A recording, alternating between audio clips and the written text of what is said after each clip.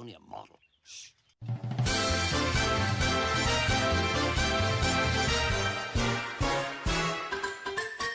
We're knights of the Rhomboid table, not round, no square, no triangle. We come to hang and chat like a gang on Fridays as we're able. We play well here in Camelot, we are chums and fun, but Camelot.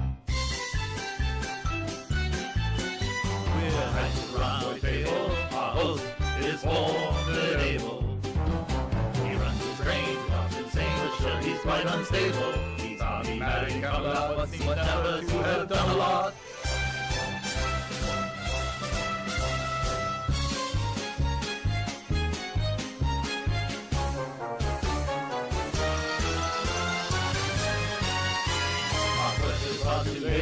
Quite incomprehensible, blue wrenching, and we have no plan but to sit and hear Dutch babble. It's a lazy time in Camelot. I have to shake my bum a lot.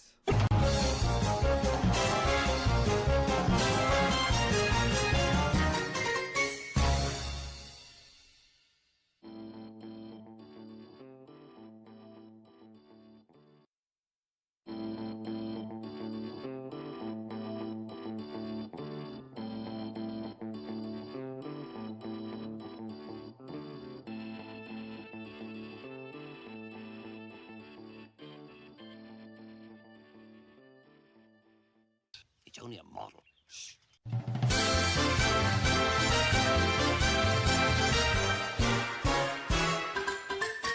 We're knights of the Rhomboid table, not round, no square, no triangle. We come to hang and chat like a gang on Fridays as we're able. We play well here in Camelot, we are chums and fun.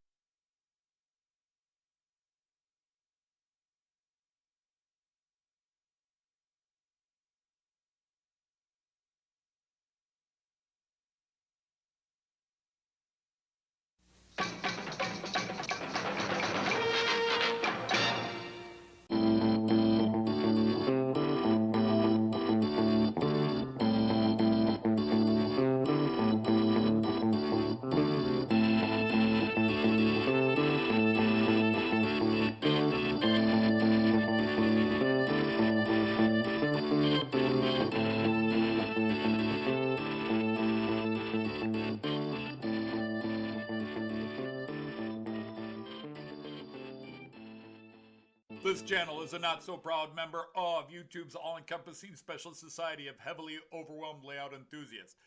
Check any railway show, check any railway club, check any layout, check your own house. You'll find one of us somewhere. Warning, the content of this stream is not suitable for children under the age of 16. The topic, language, themes, attitude, and personality of the presenter is not appropriate for anyone, much less children under the age of 16. Topics discussed will not center on trains and will focus on anything except politics. It just happens trains are running. Any similarity between characters, situations, trains, and intelligent thoughts is strictly a coincidence.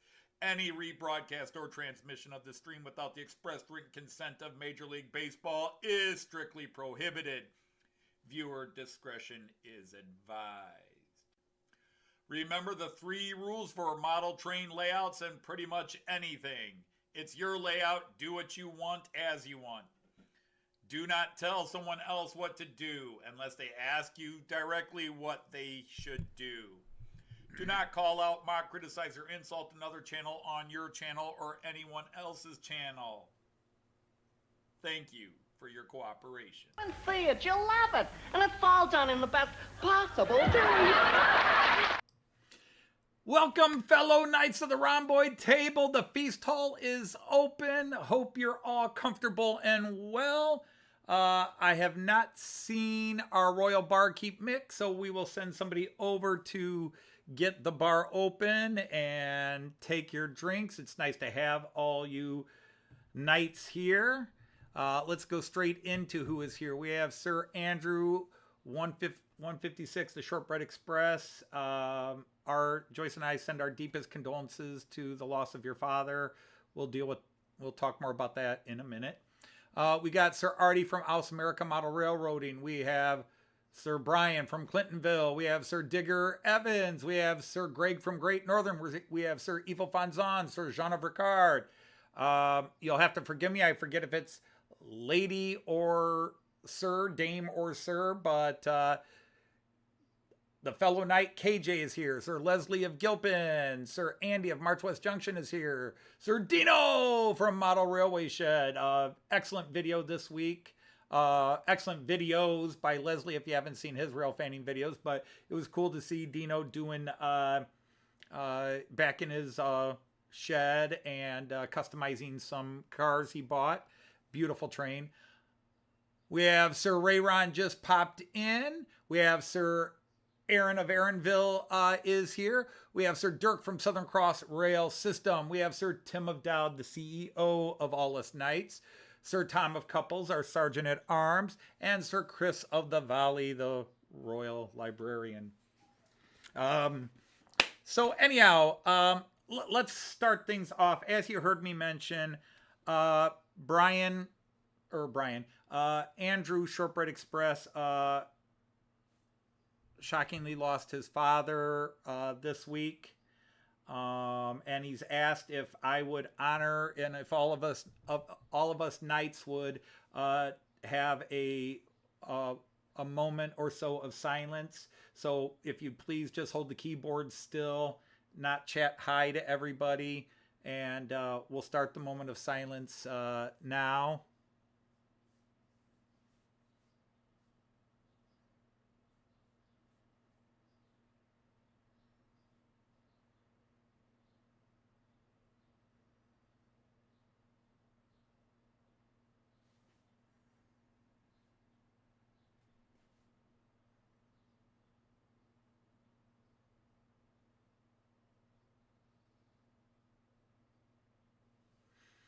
Thank you, everybody. Andrew, I think we're all, of course, very sorrow-filled, and we all send our condolences to your mom and your family. It's tough. It all brings up, of course, I lost my father 11 years ago, but I lost him 20-some years ago. We stopped talking to each other, and up until when he died, we did not talk to each other. There, you get some of the dark secrets of my past. I saw Sir Titi Ari, bonsoir, comment allez-vous? I see, let's see, Sir DJ, the Scania Rig Rider is here. Thanks for coming in. Great to have you all here. I shouldn't say not a lot to talk about. I really was kind of going to make a video, and then I kind of didn't film stuff. But, as some of you may know, a couple weeks ago, I got this new, hey, Sir Carl from Bangotcher Junction is here. Thank you for all your stuff. A couple of weeks ago, I was running that new Desiro I got, and it's running again today. Let me click this back on. I hope I have said hello to everybody I've seen. And now I can see the chat here. And I mentioned that there was, I had a lot of people trying to help, but even when I posted the first impressions video, I had already figured out what the problem was. And it's a twofold problem. I had a dip in my track, and the design of the couplers on this Desiro is not the smartest. And the combination led to it, and the location of the dip led to it derailing. All my other trains, no problem here. This is my first Modellbahn Union, or Union, as we say in German, Modellbahn Union. And it's a poor design. It doesn't have any up and down play. Piko, Roco, and Märklin, with their pin couplers, their computer couplers, as I call them, their pin couplers, they actually have them dropped a bit. There's a little up-down play in them. These don't. They are attached right to the bottom of each coach and drive car. And so there's no play. So where my other cars can handle that dip, these can't.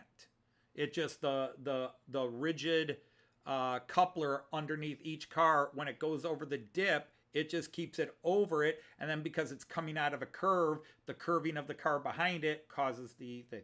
Anyhow, I went and finally decided, I was frustrated with that dip. Even though it only affected one train, I wanted to improve. So I ripped the track out, re-leveled it, and I had to rip all the grass out, and I re-leveled it. And then when it settled in on Monday into Tuesday, the dip was still there. Now, I didn't shim it, and I knew I should have, but I thought I could get away with it without shimming it. I just rearranged the track and thought that would cover it. Nope, it still dipped. So I had to re-rip all the grass that I just refixed. I had to rip it all out again and rip all the track out again and shim it this time. So now lane 4, which was the problem lane, is now fixed and the train can run over it. And then lane 3 dipped. But apparently by ripping out the grass, what was holding lane 3 level was moved, and lane 3 now has a dip, and the Desiro doesn't like it. I'm not ripping it out again. Desiro just won't run on lane 3.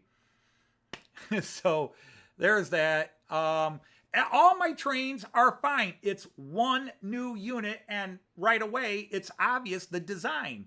It's a gorgeous train, and when it has level track, it runs beautifully.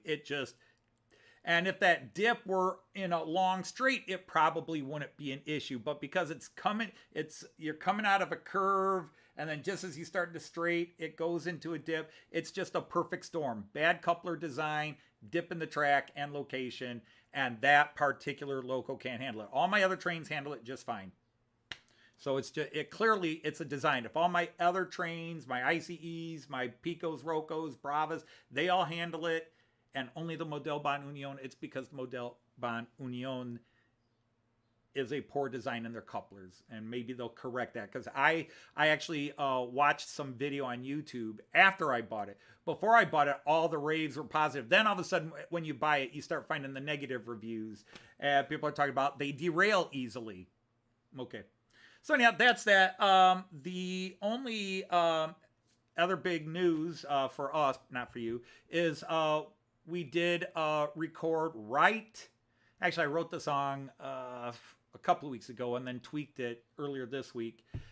We recorded another parody song and published it. The primary versions on my channel. There is an alternate version and an outtake version on Joyce's channel. But please go and watch and like. And if you like our parody songs, please share them. You know, you don't have to be into trains to have a laugh or to have some fun with our parody songs. Yeah, well, Dirk, like I said, I've got 5 tracks it runs on fine. Okay, it's going to appear today. You know, and knock on wood, it won't be. But so yeah, it's if you haven't watched our latest parody song, watch it. It's an obscure song. I can't help it. Some of my taste is eclectic, and there are songs I like. I'm not even a big fan. It's a Canadian band called the Cowboy Junkies. They came out in the late 80s, and they really only had one hit, and it wasn't even a hit around the world. In the United States, it ranked like 85 in the top 200 singles, but in the adult contemporary or whatever category it was when it came out, it went to number 4. It made it, I think, top 70 it went to top 20 in Canada, the home country of the band.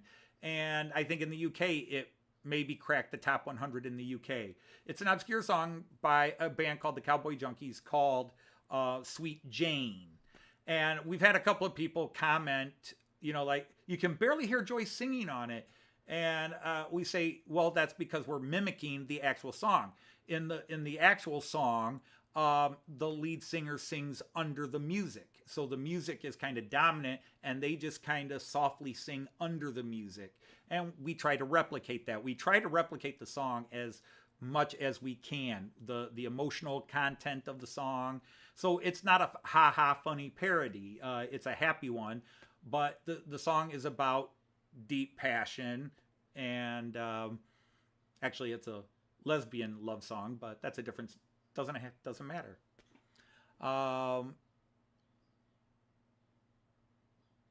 No, Greg, I've never heard them cover that. Like I said, I'm not a huge fan. Hey, Sir Christopher from Woodgate Junction is here. Welcome in, fellow knight. And hello, Lord Monsville. Welcome in. From down under.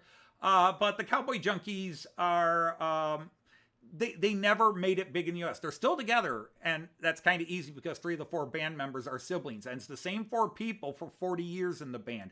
That's something. It's been the same band. Yes, they've taken a hiatus and stopped recording for a bit, but they've done like 16 albums in about 40 years. They're not necessarily my cup of tea overall, but I always loved that song, which always prompted me to listen to other songs, and then you go, okay, this is just the one song they do that I kind of liked. Thank you, Digger. And again, Tom, earlier you had said great singing by Joyce. I thought she sang it beautifully too. I'm a rock and roller. So, people say, why don't you ever do country music or folk music? Because I don't listen to country music or folk music. It's got to be a song I know and love. Usually it's a song Joyce knows, but not always loves. She's done a few songs that she doesn't like the songs. I love them. She doesn't like the actual song, so it's a little harder for her to sing at times. There are some songs we haven't done because she's like, I don't like that song, and I can't sing it, and I don't like it. But anyhow, so yeah, check that out. But Digger, thank you. Losing My Train Mojo, the parody of Losing My Religion by REM, definitely is one of our favorites. Joyce and I actually did go through and kind of pick a top 12, like if we were going to do a greatest hits album. Of course, we released 3 songs since then, and that kind of changes the dynamic. Would we add one, take one out? But there are a couple we agree on, like Digital Killed the Analog Guy, parody of the Bugle song, Video Killed the Radio Star. We both love our version of the Beatles' Happiness is a Warm Gun, Happiness is a New Train. We love that one. Losing My Train Mojo, and the U2 song. Still Haven't Found Trains I'm Looking For. Those immediately by Joyce are like right up there. And then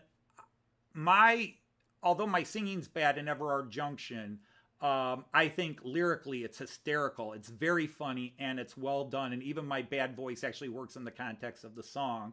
So I think that's a great one. And then I'm very happy with how I sounded when I did the Motorhead song. Not Motorhead, Judas Priest song. Sorry. I did the Judas Priest song, You Got Another Thing Coming, which I turned into I've Got Another Train Coming. Those are all my Ben. Sorry, Ifo, it's not a try this for a change or try that for a change. I do the music I listen to, and I don't pick a song and say, I'm going to turn this into a train parody. I'm listening to songs a lot. I have certain playlists I'm always listening to, and every now and then, bam, a joke line comes, and I see if I can build a song from it. So I don't go and listen to a band and see if I can make a parody of it. I am very stubborn about my taste in music. Joyce gets frustrated with me like, hey, here's something new I've heard, and I'll listen to it. I said, nope, I'm not into it. Sorry. But, so yeah, that's just how it is. So anyhow, let's see what's running today, and let's get them running, and hopefully things will go smooth. Joyce actually had a bad week this week, starting right after the live stream on Friday. She just got back into fish tanks, and she had some algae growing, and she went to put a little bit of algicide in it and added a lot. And by accident, sort of like a drip, whoops. And she killed a good 65-70% of her tank. And we had to do an emergency water change and fix some things. And a couple other things happened that drove Joyce a little off. We went out yesterday and bought new fish to repopulate the stock that had survived. But it was kind of heartbreaking for her because she was so mad at herself. And it's like, we all have those accidents. We all do it. If you've ever had a fish tank or something, you do that. And then she's had various members of her family in and out of hospitals this week. And of course, my son-in-law came down with COVID last week. My daughter came down with it a few days later, and Kyan has been kind of sick this week. So I haven't seen Kyan in over a week because he's just been, the whole family's been sick, and we're trying not to spread it, especially since this guy just seems to catch every little bug around. All right, so that's all the updates. Now I can go to the trains, but I caught a couple of comments. But all right, so in lane 1, we are running an IC2. The reason this is called Double or Nothing, not because I'm running double headers on locos. I never do that. I know how to set the consist in my Central Station 3, but I've never done it. I've never felt the need to. But anyhow, lane 1, we're running double-decker IC2 with a class 147. That's a new one I got right before, well, a couple of weeks before we went to Germany. In lane 2 or line 2, so I actually get people who write me and yell at me for using the word lane. There's got to be things you can do better with your time than yell at somebody because they don't use a word you think is more appropriate. Line 2. Anyhow, this is the Desiro again, the new guy. I do like this train. I think it's gorgeous. I like it a lot. It's very finicky, and it's pointing out the flaws in my track.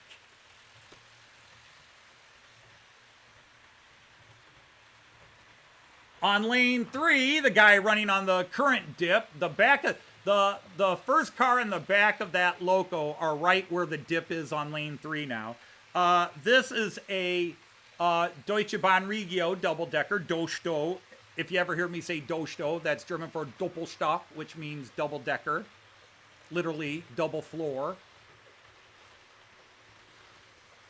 That's being pulled by a class 146.2, not 5. 146.5s are the ones for pulling.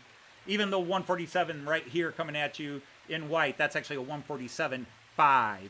The 0.5 indicates that it's been remodeled, regraded.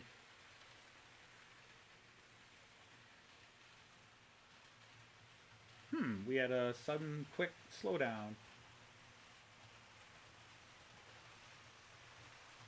Not sure what that was about.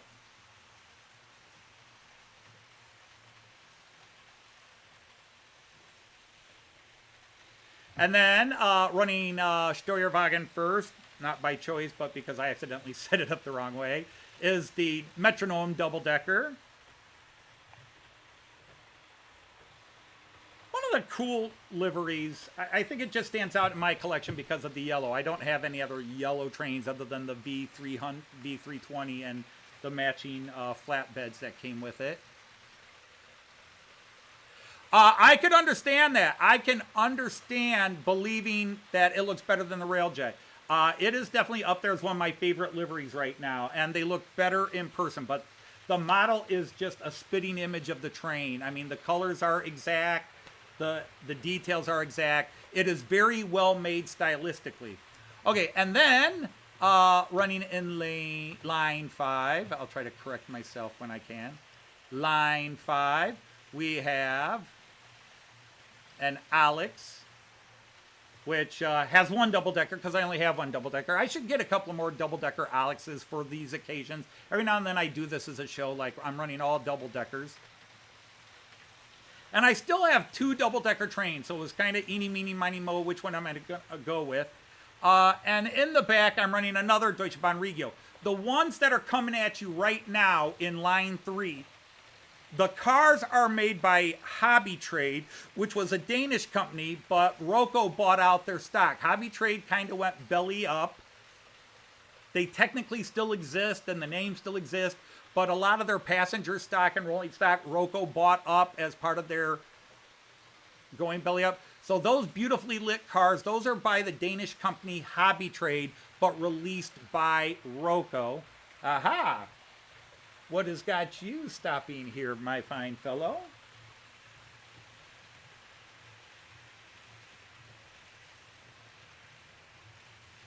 And I expect a little bit of problems here because I literally had to clean this today. I just reopen these tracks. I set everything up on Tuesday and then decided to move things and rip it out. So I'd already test run the trains on the lanes, which is why I found out my Desiro no longer likes line 3, even though it ran line 3 fine a couple of weeks ago.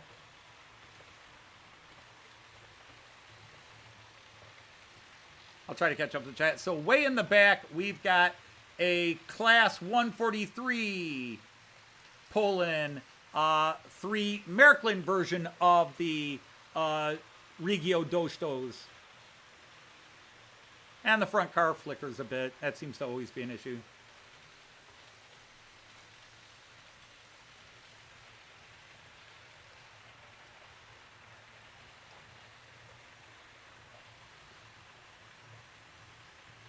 I'm just trying to keep an eye out, make sure that we don't have folks stalling. And I'll leave it here just for a few minutes.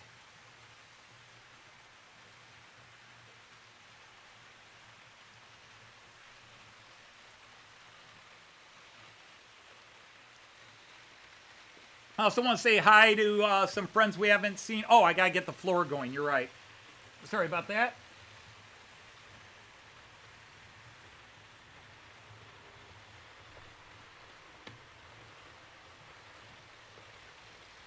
Down low, we've got the Azuma running.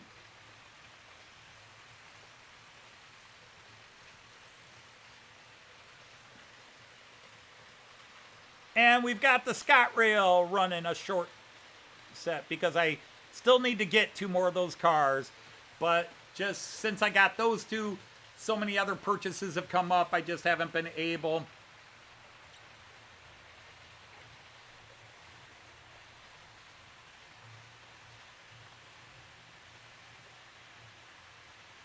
Yeah, it is a shame. It'd be nice to get lighting in them. And then I'd have to put people in them.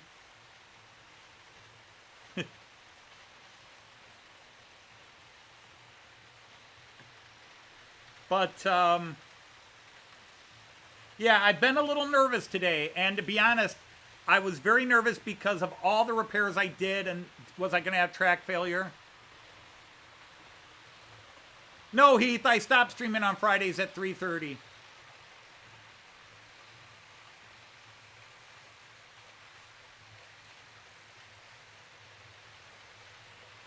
I do not stream at 3:30s on Fridays anymore. But welcome in, Sir Heath. I've actually been working a lot on my scenery the last, other than the month I was in Germany and then the 2 weeks I was sick when I got back. Yeah, I have to admit, I have to admit that the price between lit and unlit, I could have bought them lit, but I would have paid almost double what I paid for these. Because I got these 2 cars on sale through the help of, it was Hot Dog Pilot Andy, wasn't it? God, I hate to give credit to the wrong person, but it's been a while. I think it was Hot Dog Pilot Andy who helped me get these 2 cars. They were on sale. They were, I forget exactly what we paid, about 40 pounds for them. But the lit versions were on sale for 79 pounds. You know, that's a lot. And that's nothing really, because to get a lit car that goes with my ICE or a lit Märklin car that as part of a set is easily $100 to $130 per car. So 79 pounds for a lit Hornby car is about the same as a lit Märklin car, except I'll kind of argue the Märklin has a higher quality. You don't say.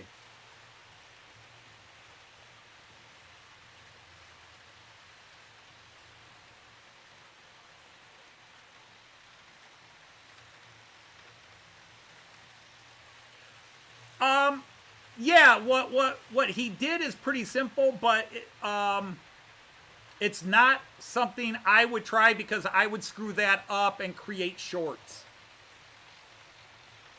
I just know I would screw that up and create shorts. I would get the little slide bit he did. It's a very easy. now, some people have complained, but the wand and the battery kits that several UK shops, it was the first time I saw them, where you have the little battery that you hide somewhere, and then you have the wire and put it on, and then you just have a wand to turn them on and off. Some people say they hate having to use the wand on and off, but with my stock, where I roll it right past me all the time to turn it off or on, that wouldn't be a problem. That's actually very easy. You just, every now and then, have to replace the battery. I've actually got a set of 20 of those to do 2 sets of cars, and I bought that set 3 years ago. And I still have never done it. So technically, I could use that system and light up those Scottrail cars tomorrow if I wanted to do it. Because I've got a bunch of those LED lights with the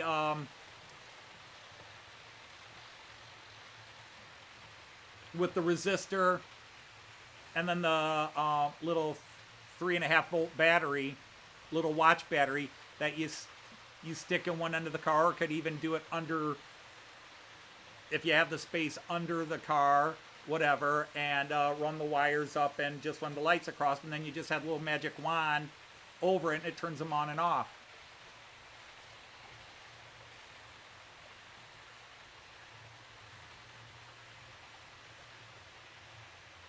Yeah, actually Heath is aware of this. But yeah, I added this on the floor. I figured you've been in a few times since then, Heath, that you would know I've got a little 00 thing on the floor. And I actually had the Chris Hale's Heritage Railway line. That was up on, that was actually up here. But I've put those green trees and then the animals there, and I took it out and decided to name my entire 00 layout after Chris, because Chris was a very good friend, and the 4 hours we spent with him in Edinburgh was some of the most fun we had on a trip that was non-stop fun in the UK 3 years ago. And he died exactly 2 months after meeting us. Oh, you're on an Azuma on the 4th bridge. Cool.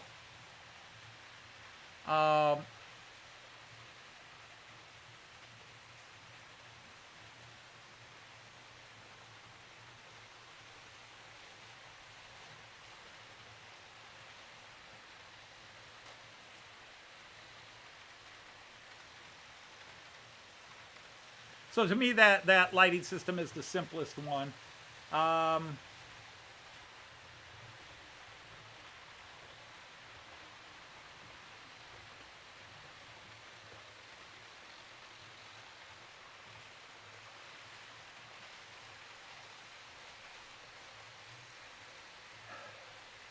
But most of my favorite sets, best sets, come with lights. All my ICEs, my rail jets, they're all pre-lit. My ICE2, my Metronom, my DeutscheBahn cars, the Desiro is pre-lit, the Volaro is pre-lit. It's really just my older cars. Even my top steam trains, my Rhine-Golds, those cars are lit. The TEE Express Rhine-Gold is lit.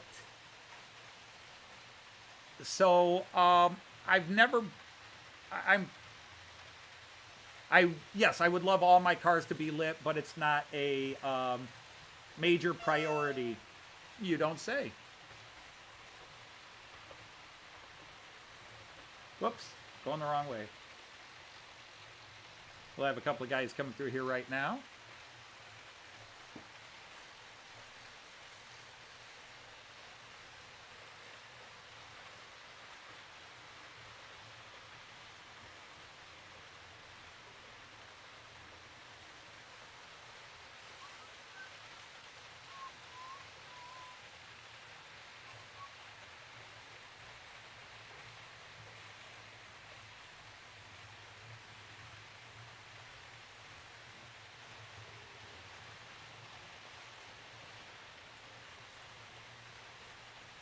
There we go.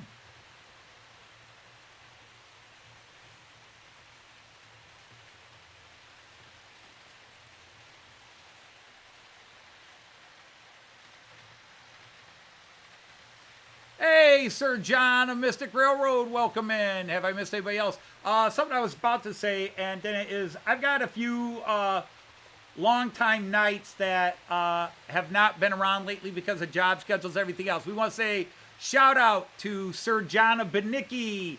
Shout out to Sir Colin of Whites. Shout out to Sir David Cook. Shout out to Sir Mark of Model Railway Fantasia if you're watching in the background. And Mark from Donegal Dad, I'm wearing your shirt today, my friend.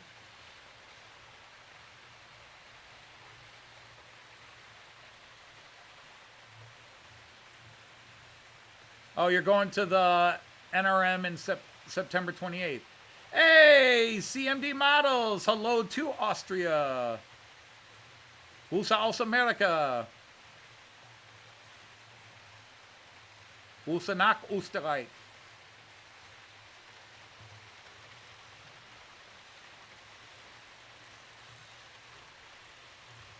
But yeah, I get that, Heath. When I can, I will buy cars with lighting. If I can get the cars with lighting, I will buy that. But sometimes they sell the cars without lighting, and then they sell the lighting kit separately, and my brain is, well, someday I'll come back and buy those lighting kits, and then I never do.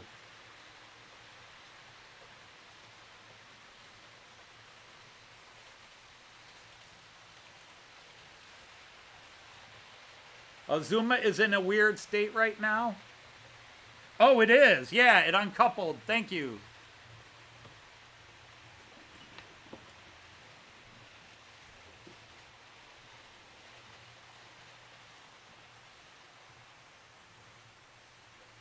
I had a hunch I did not tighten that well.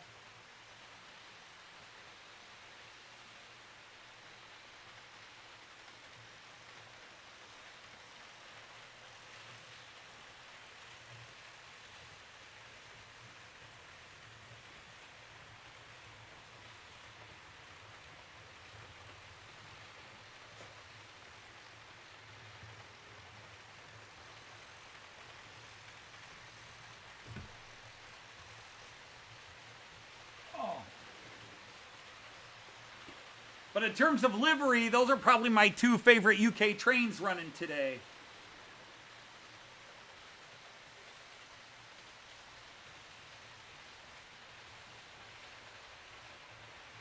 And hello, Sir Alan of Reynolds. Welcome in, welcome in.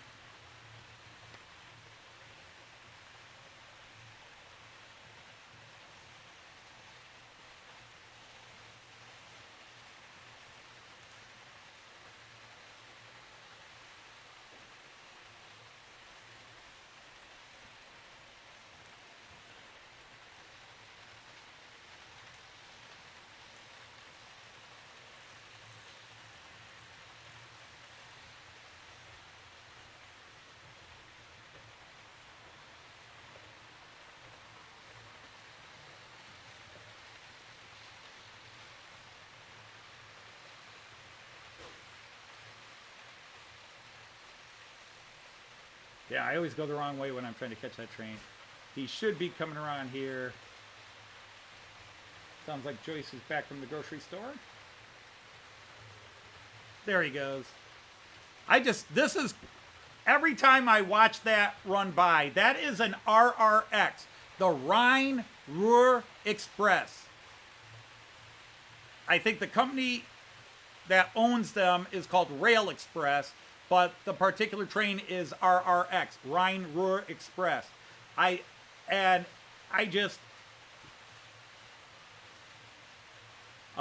and I rode it, I want to say 3 or 4 times when we were in Germany.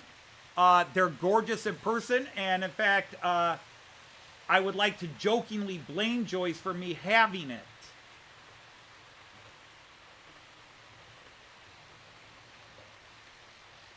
I will jokingly blame Joyce for having it, and she can probably hear me. No, I haven't worked on the Fowler car since last year. I kept blaming the Fowler car for me not getting any progress. Heath, if you're truly serious about what I've done on the layout, if you look at this view, you might see what used to be all brown and pink is now all green. I have added my first layer of grass. It's not static grass, it's scatter grass. But northern Germany doesn't really have tall grass where static grass would be justified putting it in a lot of places. I will be putting some, but I have added all kinds of scenics and done some other things. I still have to work on the Bremen area, but I am ordering and slowly picking up. I need retaining walls because I'm going to put a line of retaining walls all the way around this side. And then I'm going to go ahead and build Delmenhorst properly, take all these buildings and line them up properly. I've got the roads, the brick roads. I've got that. I've got all the stuff ready to go. But getting this grass done has been a huge emotional boon after 5 years of really doing nothing. I have put a ton of work. I changed my track flow a little bit. I replaced a bunch of turnouts with a type of double slip. There, EFO, I'll give you that one. With a type of double slip, which really saved space and cleaned some things up, which inspired me to go ahead and do final platforms on the Bremen, Hanover hybrid side. I still have to put all the extra stuff on top of those, the proper canopies, the machines, and blah, blah, blah, people. But at least I have really put a lot of work in. I have put in a lot of stuff on this. I'm really very, I'm happy with it. I mean, if I stopped here, I would be happy. I still want to get Delmenhorst done. But and so that will get me back on the path of working on the Fowler car, because I started putting in the road and I screwed something up with that. Actually, the road cover. I was like, if I can't get the buses to work automatically, I'll just make it manual. And I put the road strip, started putting a road strip in, and Shaky Hands McGee did a lousy job of it, and that was the last thing I did. I got frustrated. I tried to peel it off, and it was ripping. That's super glue on the back of those Fowler road strips, or Bush. I think they're Bush road strips. Yeah, that.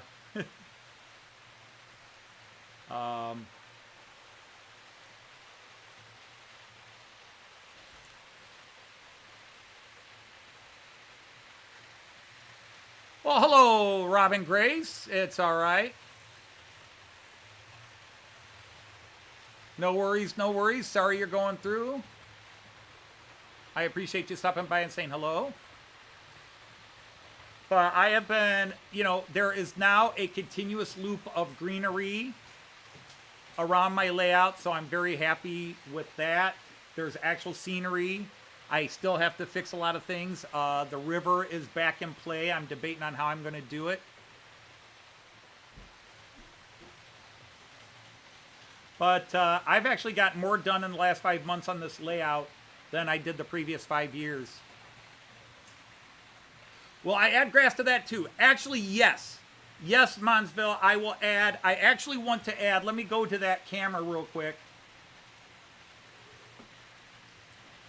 Where you see it says, the big sign that says Chris Hale's Heritage Railway World Tour, I will be putting a back scene along the back of that wall, and then I will put grass and some scenery here. It'll be very simplistic. It will not be the quality and the detail that you guys do.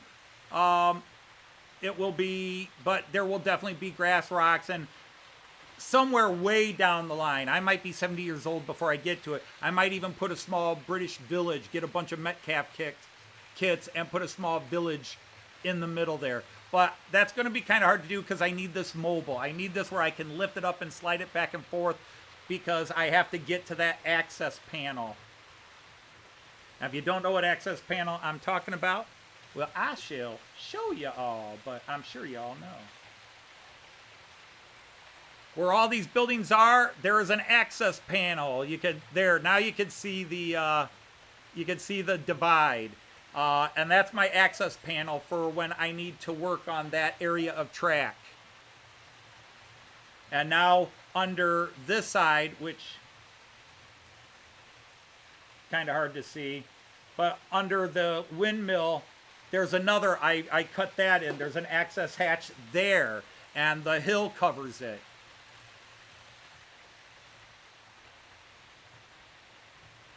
Oh, some of you heard Joyce in the background. Yes, Joyce walked past. She won't be down till for another hour or so.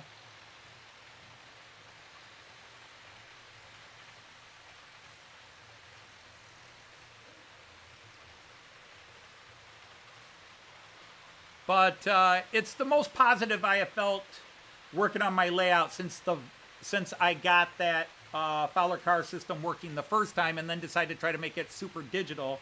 And ever since I tried to make it super digital back in 2020, everything's gone haywire, and now I can't even get the basic form. And the thing is, Wiesmann Car Motion is releasing their versions of turnout motors and everything else, and I really thought I would just get rid of the Fowler stuff and go with the Wiesmann. And maybe even buy the Wiesmann cars. It's just that the Wiesmann cars are more expensive. That's why they can do more, because they're more expensive. Yep, secret tunnels under the surface. I gotta steal Clive's joke. Clive asked me when I put up a picture of this. He said, when I open the hatch, do I have a couple of British airmen pop their heads up and go, "Hello"? And I said, no, but there is a funny guy who speaks bad French under there. And a few female members of the French resistance. Listen to me carefully. I shall say this only once. You better listen to her carefully. She's only going to say this once. Good morning. I was pissing outside your door.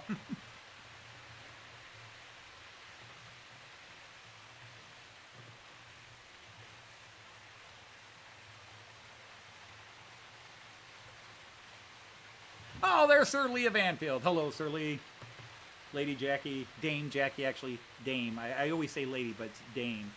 Oh, the problem is I grew up where dame was considered a rude word towards a woman. Like that dame over there.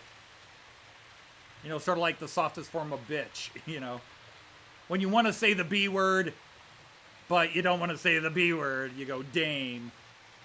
And, of course, back in the 30s and 40s, dame was just a term that meant woman. Oh, my diggy dicker. Oh, the flashing knobs. Oh, the flashing knobs.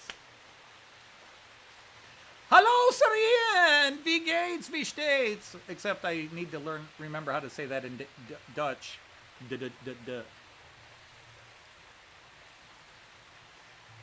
Let's go to the Joyce view. Nobody's there, so let's go back to Raymond Corner view. There we go.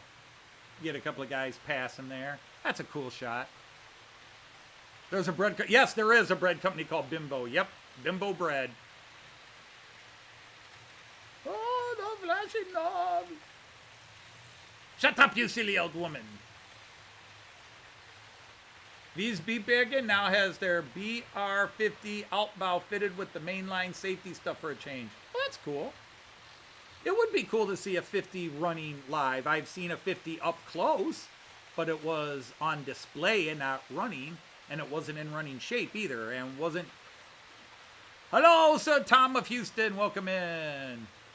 Not too much shorter. We still have another 2 hours and 15 minutes.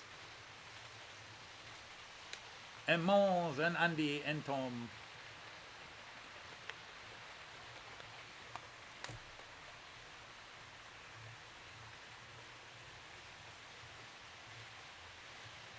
Oh, my dicky dick.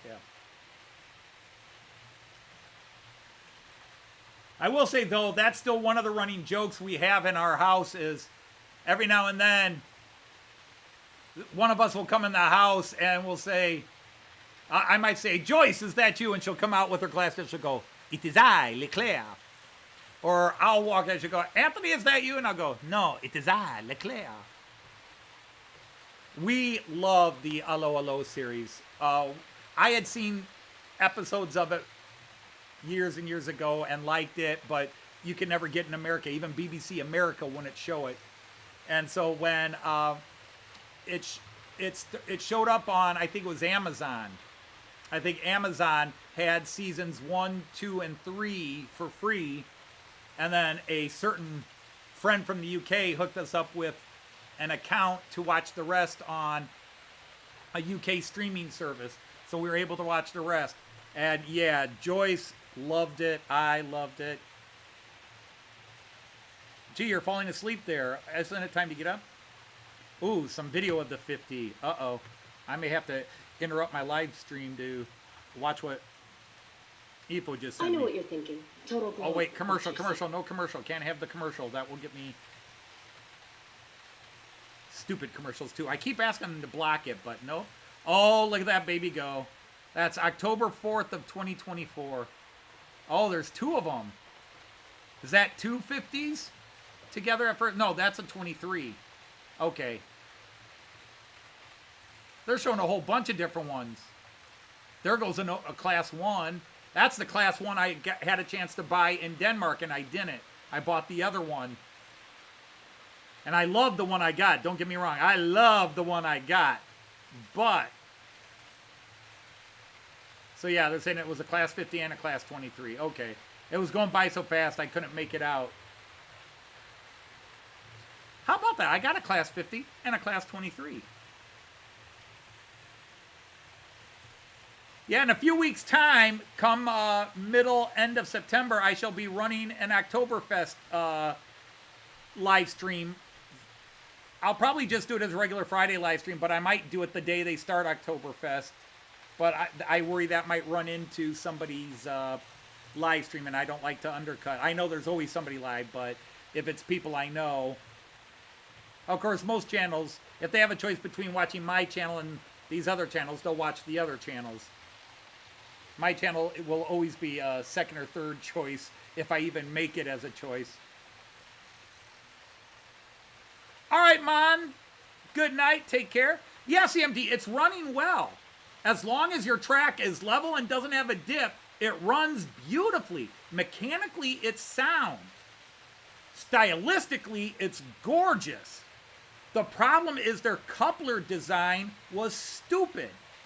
And I know I don't know model trains well enough, but I will say when I compare how they do their pin couplers compared to Märklin, Roco, and Piko, all of which I have trains that have pin couplers, and I've run them on that dip, and they don't have a problem with it. And then you look at how these guys did it, and I'll try to, if I think about it, next time I do a show, I'll separate and pull up the car, and I'll show you what I'm talking about. The coupler, well, let me see. Let me get the one dude out. Are you here? Yeah.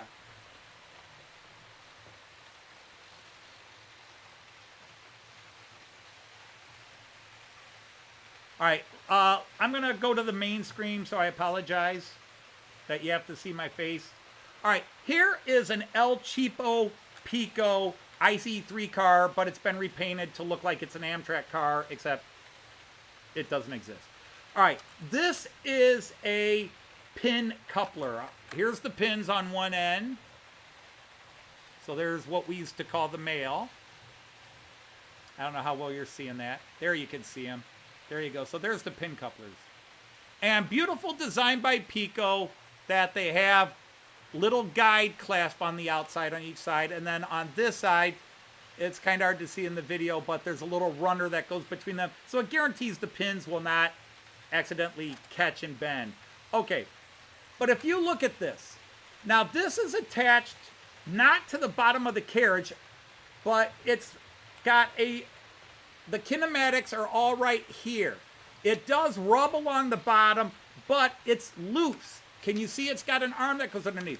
So this has play, wiggle room play underneath. This thing can adjust with, so if it's going over a bit of a dip and the car in front of it goes down, the two of them have enough play in this part of the bogie that they can handle a dip in your track.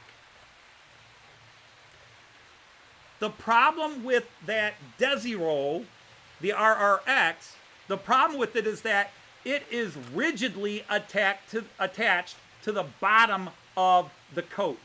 It's not like this, where not only does this have play side to side because of the kinematics, but it has play up and down. The RRX, it has kinematics, but it's inside a box, and the box is fully attached to the bottom of the coach, which means there is no up and down play in it. Absolutely none. Side to side, yes. Up and down, absolutely none. Not a millimeter, not half a millimeter of play. So in this situation where it's a perfect storm, it's a dip. Yes, bad track work by me. It's a dip. But it's also coming right out of a curve. So what happens is, because it's so rigid, the car behind it is rigid, that the car behind it, instead of there being a little play and this thing can stay on the rails, it lifts this end up as it's going over it, and because it is coming out of the corner, coming out of the curve, it pushes this car's end over the rail. So I hope that demonstration kind of explains it.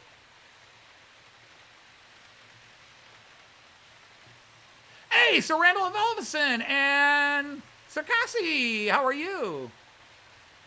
That's not the sound of police. That's the sound. One of my trains has an automatic horn beep built into it. It will beep every so many feet it travels or whatever it is. Or, you know, it's on a time circuit. It'll just randomly beep.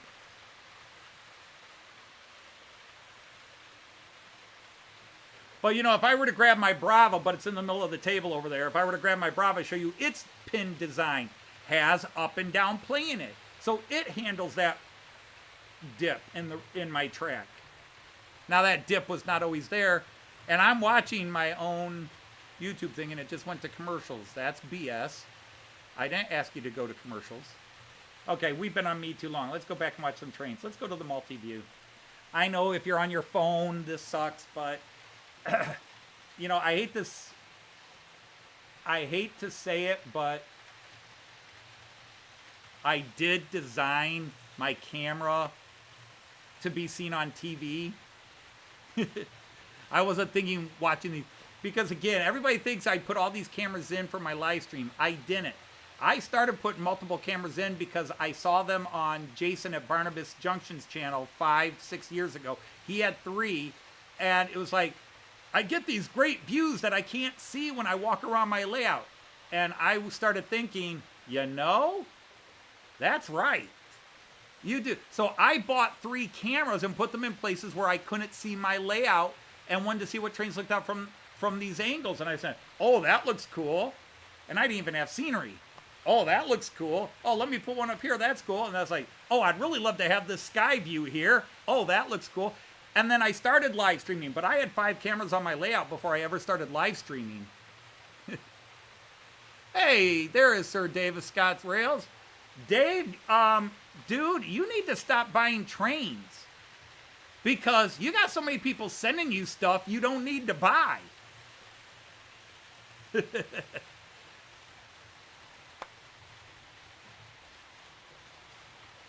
I need to find people like that. Hey, I got this $500 train I'd like. Anybody want to send it to me for free? But no, I don't, because I always love and respect and am thankful for gifts. Oh, those yeah, those little cheap tripods for phones and cameras. I've got a ton of those, Chris. I have a ton of those. What was I trying to do? I was trying to move this camera.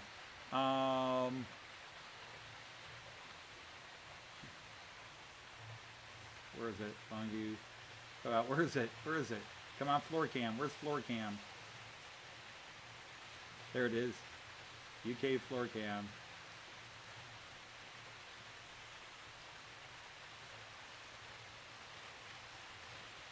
I gotta shrink that just a bit.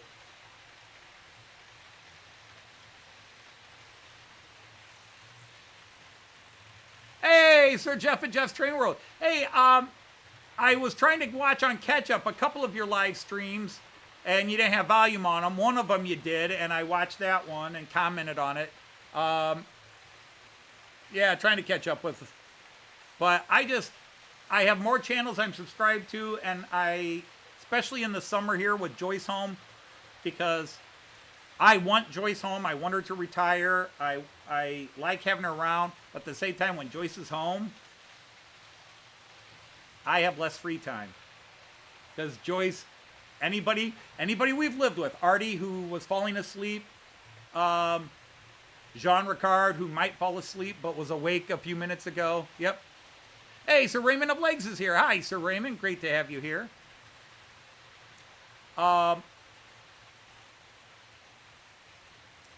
But anybody who knows Joyce and me together knows Joyce does not sit still. Joyce needs to be moving. She needs to be going somewhere. She needs to be doing something. So in the summer, I can keep her occupied for a month in Germany and Denmark, for example. Take her out every day, walk her. That sounds bad, but because actually she walks me, because she walks in front. But get her out walking, let her see things, and hike up hills and hike around the towns and that. She's happy. Once we get back to America, we get up Monday, Wednesdays, and Fridays. We get up early to play tennis.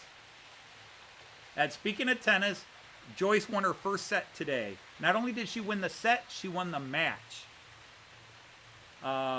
She turned into Wonder Woman. I won the first set 6-4, which is very common. That's a very common score with a 6-4, 7-5, because we're fairly evenly matched, but because I'm taller and faster than Joyce, I can usually win out somewhere. That's a great question. Evo, Joyce has done a lot of work. She helped build this table, and she has helped me lay track. But to be honest, it's not her thing, and she doesn't want to be doing it. She likes to do things, but if I were to call her down and say, Joyce, I need you to help me put this here or she would do it if she didn't have something else to do. She would do it. She is such a nice person. But, hey, Joyce, if you're bored, how about you go put some scenery in? She's like, that's your hobby. Your trains are down indefinitely. Oh, that's so yeah, I beat her 6-4 in the first set today, and then she played like a beast, and she beat me 6-3 in the second set. So she won the day 10-9. She doesn't normally it's like once, maybe twice a summer where she wins a set from me. But, I am 8 inches taller than her and have a much longer wingspan, and I am faster than her. But she is a natural athlete. She was an athlete her whole life. She just wasn't a jogger. She didn't run track, but she was on her track and field team. She did a lot of field events. But she played basketball, volleyball, softball, which is baseball with a bigger ball. She played fast pitch, which is actually harder to hit than professional baseball. Nope, I'm sorry. I've been a Liverpool fan since Shanklin was coach. I go back to the late 60s, early 70s as a Liverpool fan. And the funny thing is, back in that day, our local newspaper used to give the old British league top league scores. We got the German league and the British league scores.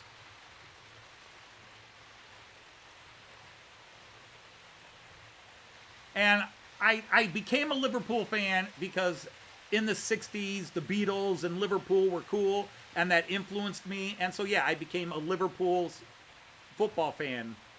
I go back. And then Paisley became coach after Shankly, and on and on and on. Well, hello, Pete's Trains. Thank you for stopping in. I know you say you're just stopping in, but we're going to, if you want to advertise your channel and have us come and take a look at it, you are now knighted. I knighted you a knight at the round boy table. Although I think you'd been here before. For some reason, you were, at least the name's familiar. But yeah, Pete's Trades, if you have a channel, people can now click on your channel and go, or you can post a link to it. Oh, you're hoping to play? Yeah, we finally had the cool down. The 5-week, 6-week heat wave has finally ended after nonstop 85 to 95 days since we got home. We did have one day where it only got up to 82, 83, and we had rain. But that was the coolest it's been. Fahrenheit, obviously, 83 Fahrenheit. Speaking of that, did anybody catch that there was a place in, was it Iran? Set a new world heat record? 184. 184 Celsius. That's like 90, or 184 Fahrenheit. That's like 90 Celsius? 90, 91 Celsius? Well, no, it's about 88, 89 Celsius. 184 Fahrenheit. The same spot set the record 2 years ago at 182.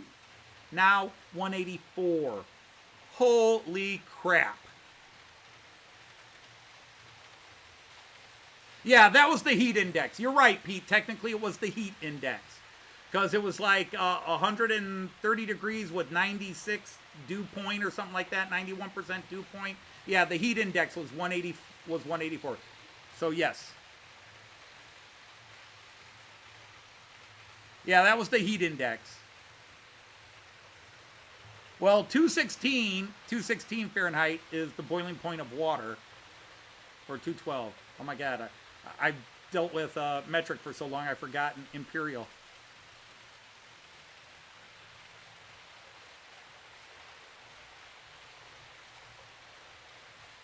For an industrial city, Toledo actually has very good air quality. And where we live in the south, I mean, everything's green here. Some of you might know us on Facebook, and you're friends with Joyce on Facebook too. And you'll notice our corn, because we're not in the middle of the city, but we're in the city. We're not in the suburbs. We are in the city of Toledo. We're on the south end. We're not the suburbs. We are a residential area. It's not like there's farmland around us. And we actually have a relatively small yard. But on the side of the house, I built her a large vegetable box that she can grow vegetables. And this year she's growing corn. And something attacked her corn. And her brother-in-law thinks it was raccoons. I think it was deer because I found no raccoon prints. But it could be raccoons because we have raccoons. But we have herds of deer that walk through our neighborhood very late at night, early in the morning. 4 to 5 a.m. our time. We also have foxes and coyotes in our neighborhood. We are urban. But we're very green. There's trees everywhere in Toledo. Toledo is a very green city in terms of trees and parks.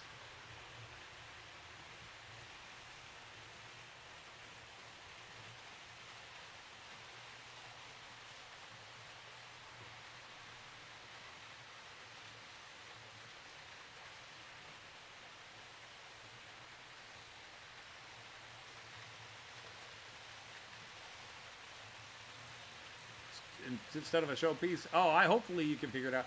Well, yeah, we have deer, raccoons, possums, coyotes, foxes. I see foxes all the time in our neighborhood, early in the morning, late at night. I have not seen a coyote in our neighborhood, but several neighbors have. Not to mention we have a bunch of feral cats.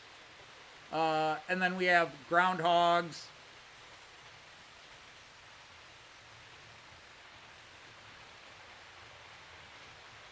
Badgers, wolverines.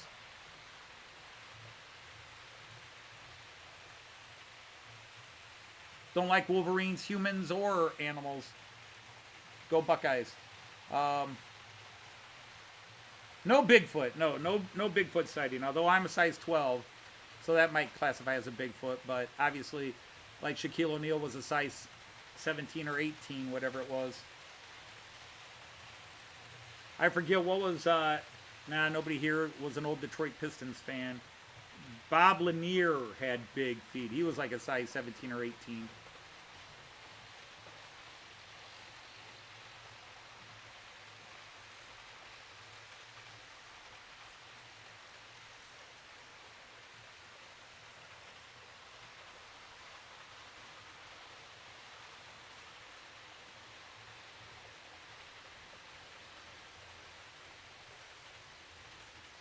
You're replacing brake cylinders and brake shoes. That you can do. N-gauge, not so much. Indeed.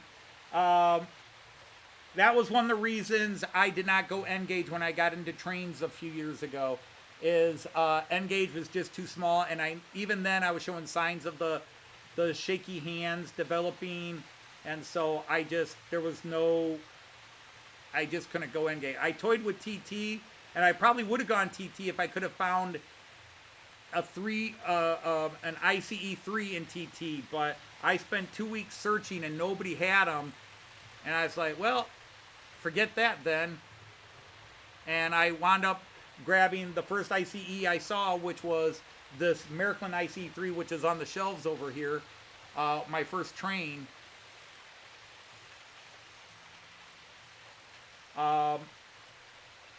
And I didn't know anything about three-rail. I didn't know anything about model trains other than when I used to collect toys, there were always model trains. And, of course, I mean, I knew about model trains, but I wasn't educated in them. I knew there were different sizes. I even knew what the different sizes were. But, again, I just wasn't into them, and I wasn't into their inner workings or the difference in track, so I really didn't know about three-rail versus two-rail and all that stuff.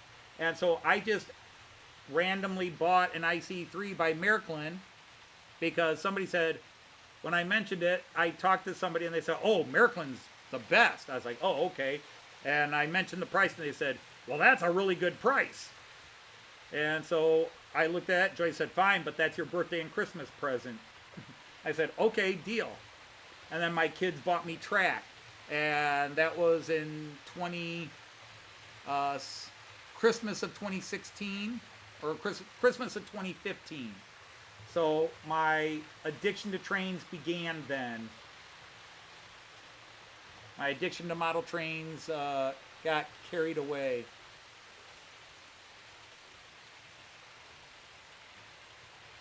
Apparently Bigfoot lived in Fort Magna on Hadrian's Wall. Well, yeah, although I don't think that's the big one. Yeah, I don't consider myself lucky too often, but I got lucky twice in life. Well, 5 times if you count my kids. I have 3 great kids that I love dearly, and my grandson. But deciding to go ahead and go on the date that led to me meeting Joyce, I got lucky there. And then, yeah, getting into model trains and going with Märklin, I consider myself very lucky because I love the 3-rail system. And the C-rail, the C-track system, is model trains for, it's digital 3-rail trains for dummies. And I don't say that in a bad way. Is that no matter how much you may hate digital trains, you buy a Märklin 3-rail track system with the C-track, you can get over the fact that the C-track doesn't necessarily look realistic. It's too easy. No, don't. We're not offended. We're here to support you.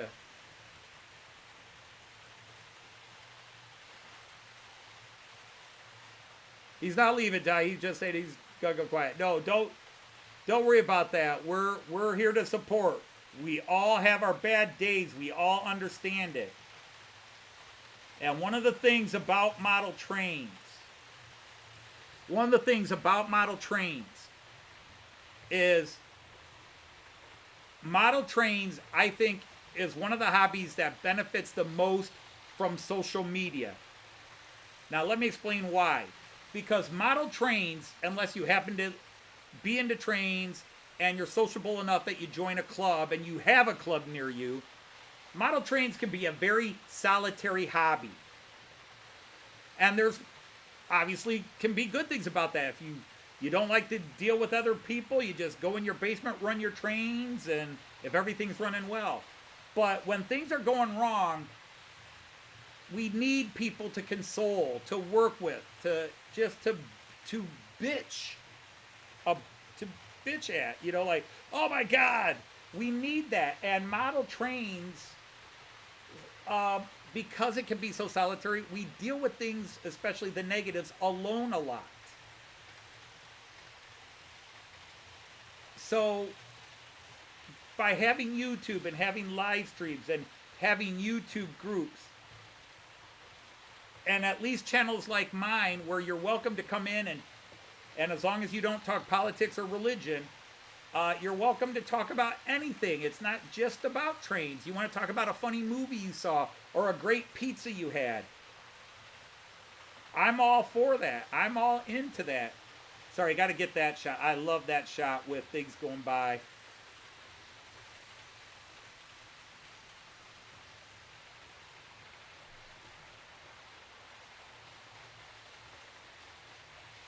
Well, you know, and so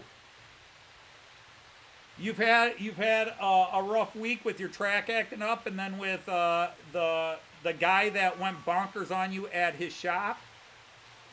That's what we're here for. I've been in a shop where the guy who owns it is one of the guys is a grumpy curmudgeon.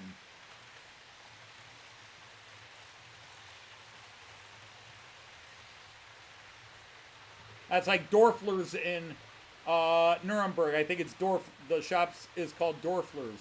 There's 4 guys when I was there.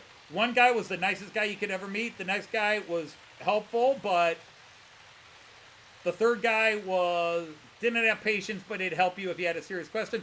And the 4th guy didn't want to talk to you unless you were a professional model trained person and knew everything and didn't need his help. Like, you had all 4 levels of shopkeeper with the 4 guys there. It was just too convenient. You just had all 4 guys.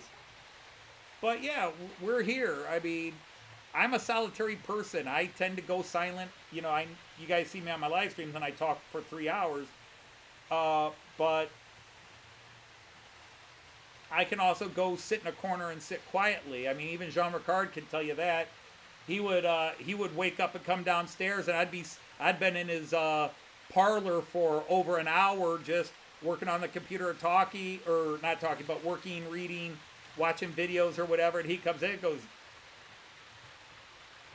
"You got up? Yes, you're very quiet." Yes, I am. I really work on that.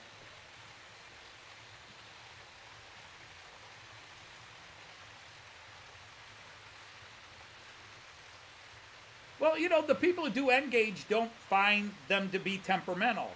I think all trades can be temperamental, but it's when they're temperamental, to me, engage is problematic because it's so much smaller and they're more susceptible to problems. You know, a speck of scattergrass on HO track means nothing. It can be a problem on an N scale track or a Z scale track. Oh, and that's funny, Cassie, because I am, and I totally respect that. I totally respect that, Causey. The funny thing is, my career was speaking in front of people. My secondary love, being a writer, led to me being a public speaker. My desire to be a stand-up comedian had me speaking in front of people, but I hate it to this day. You know, people ask me, how did I handle being a teacher for 36 years when I actually am very scared of speaking in public? And it's because when I went into a classroom, it was my room and we're doing what I want to do.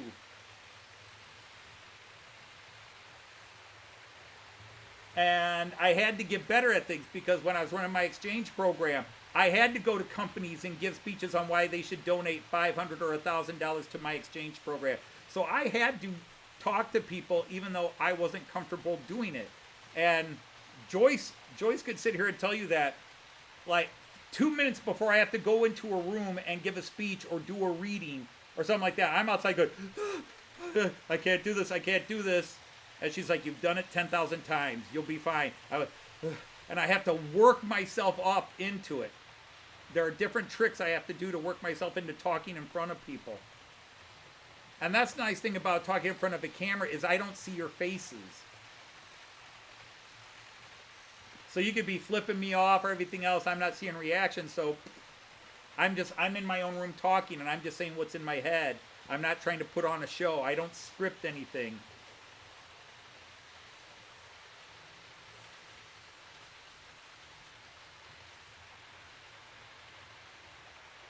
Yeah, I am actually a very insecure and shy person.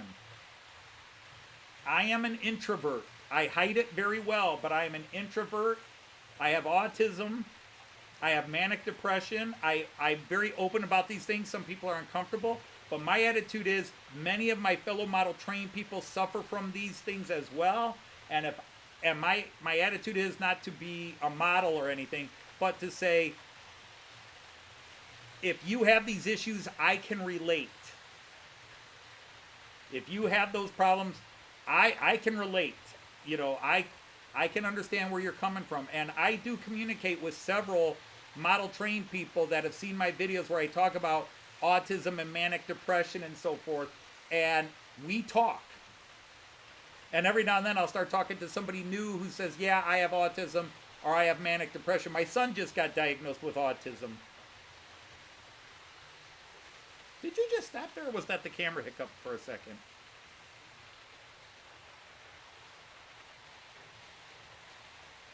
All right, good night, Efo. Take care. But I don't have that attitude, well, if I can do it, you can do it. Because there's levels of it.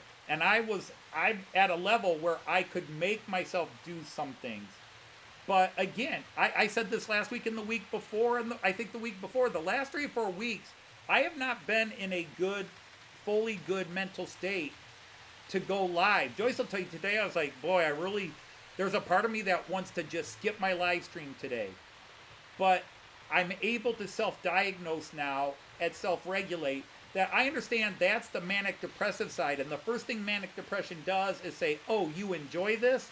I'm going to make you not want to enjoy that.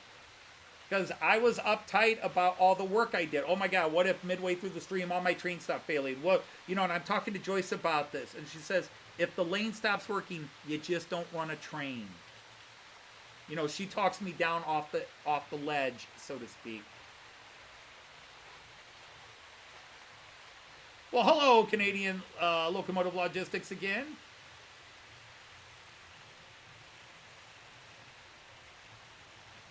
You want to blow up your layout. Oh, I've had that. Although I usually, I am comfortable enough that when there's something wrong with my layout, I know whose fault it was.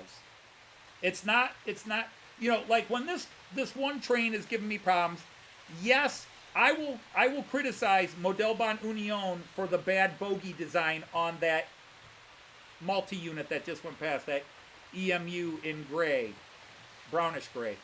But in the end, I should have built that track better, and I should have made sure it was level. But actually, it was level until I started adding the scenics. And what happened is, in some cases, glue seeped under the track, and as it pulled remnants of scattergrass and everything underneath and dried, it pushed up in one area.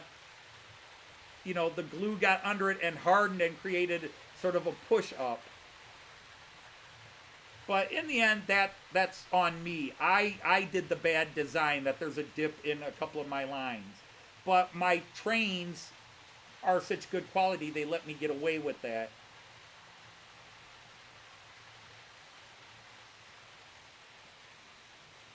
Oh, Cassie, I'm sorry to hear that your missus has been ill. That's never fun.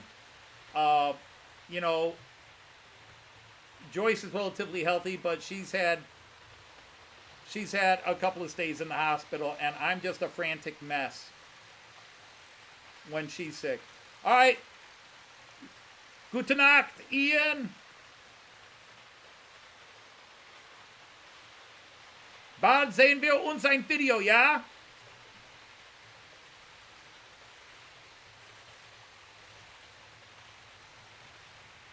Sorry, Ian doesn't speak English, and I don't speak Dutch, but we both speak German. So I talk to him in German.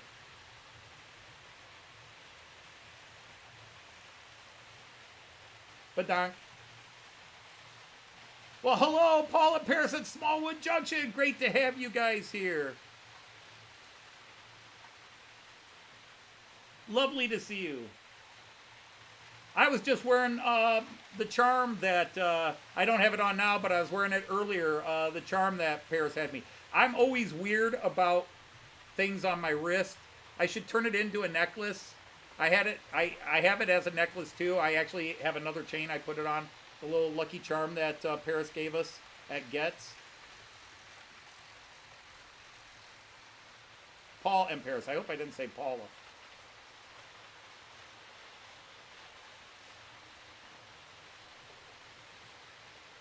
Yeah, you gotta look on the bright side, but the problem is, I was just talking to Jean Ricard about this before I went live. I am a person that I'm not pessimistic, but when something comes up, my brain prepares. I prepare for worst case scenario, which has you thinking worst case scenario,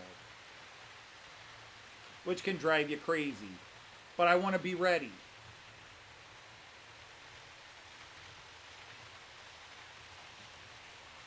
Lee, am I reading correctly? You said you put a little video out on your channel where you're actually running trains? Are you lying? Is this real? I shall have to check it out later after I get off, because Friday is a very busy day for me, including the 3 hours I'm here. But everybody dumps videos on Friday. I'm sorry to all of you who posted a video on Friday, but a lot of my favorite channels I love, put videos out on Friday, and they're long videos. They're 25, 30, and I'm not saying that's a criticism, because Lord knows I put out 25 to hour-long videos myself, so don't get offended by me saying that. But it's just, I have less time, and there's, usually Rabel Bell's got a video out that's anywhere from 20 to 35 minutes long. Leslie usually has a video out on Fridays. Robert from Robert's Train Set, Andy, March West Junction, often puts out videos on Fridays. There's so many channels I've subscribed to that put out videos on Friday, and I try to watch a bunch before I go live, but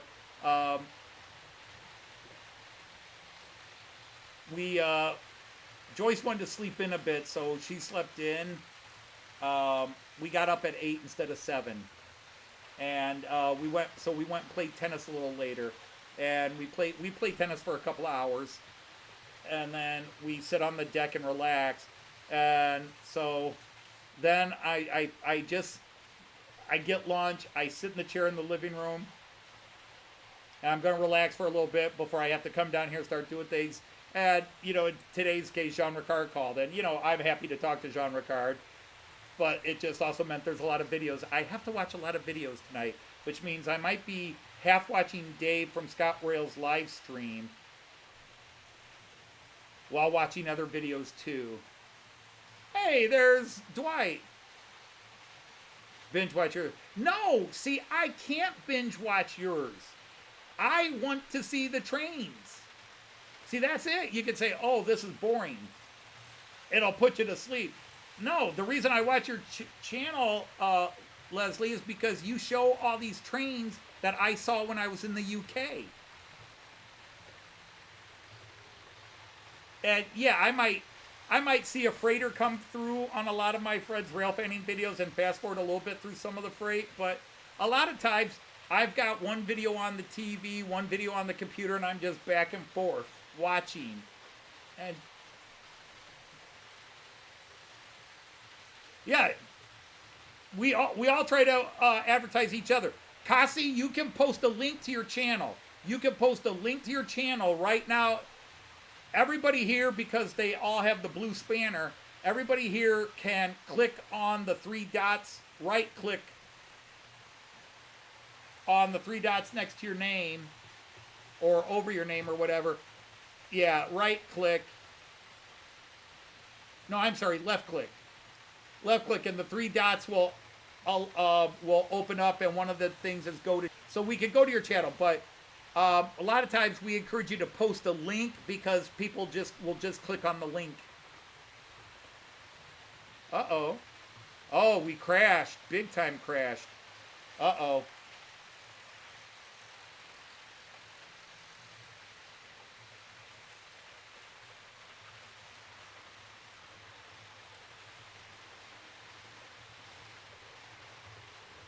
If you guys saw some spinning, my internet is crashing.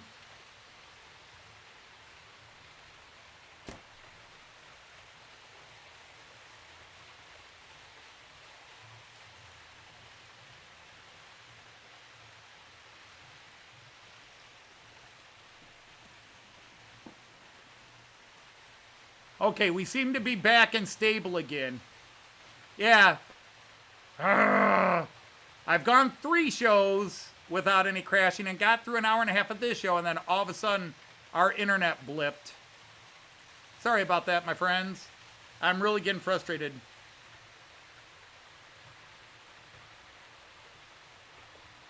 I'll tell you what, I will find your channel and post a link.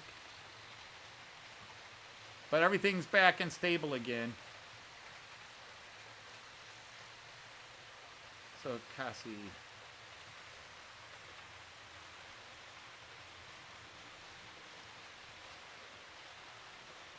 Okay, cool car. Nice cheerleaders.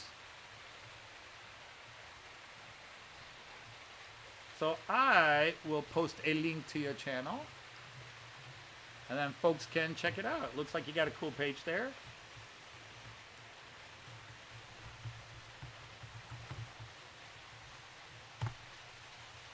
Voila.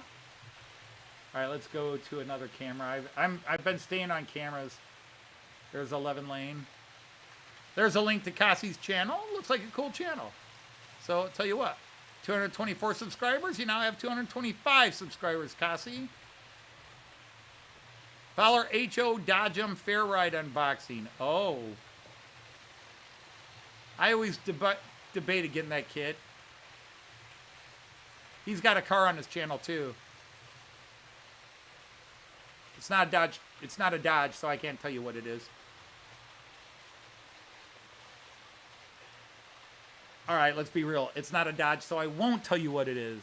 We don't name other car channels here. We don't name other car brands here.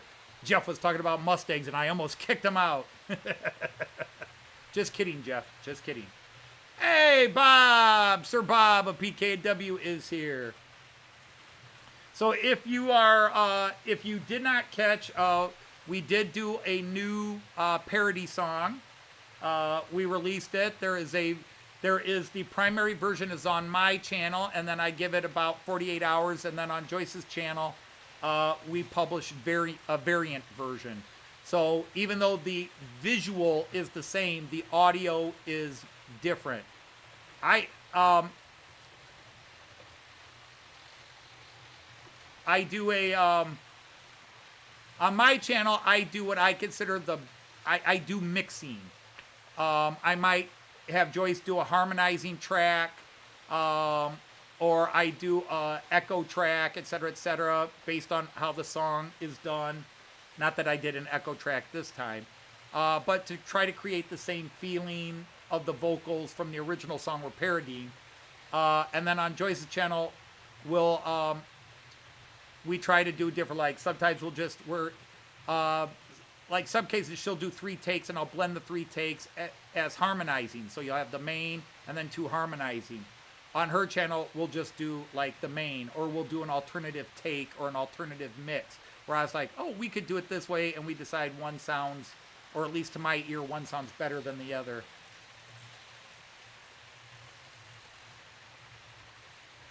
Yeah. Well, Chris, the problem is Dodges are equally mule-headed, stubborn, and easily dislikable people. We are clones. We are all made at the same factory. Some a little shorter, some a little fatter.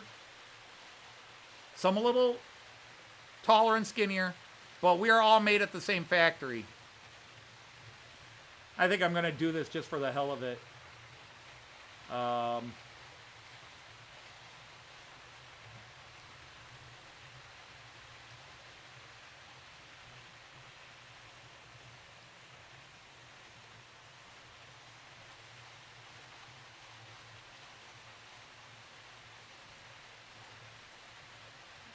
Which picture can I do it on? I'm not on this one either. Oh, 1, 2, 3. Did we have 4 or 5 there crossing at one time? Might have just been 4. Almost had 5. I like it when I get them all catching. Well, I'm just talking Dodges, not people in general.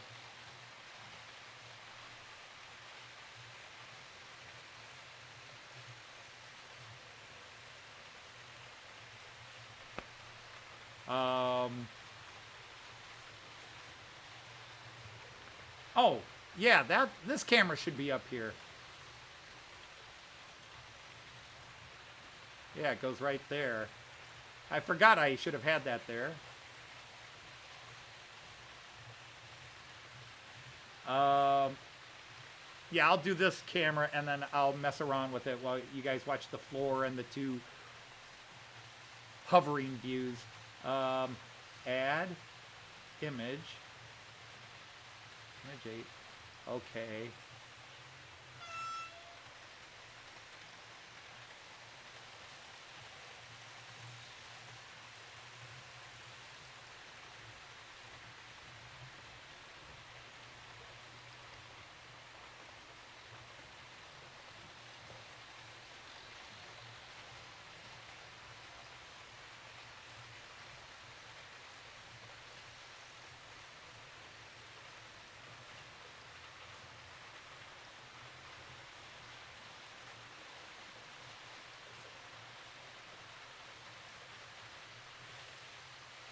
Whoops. Darn it. I had the same picture twice. Stupid.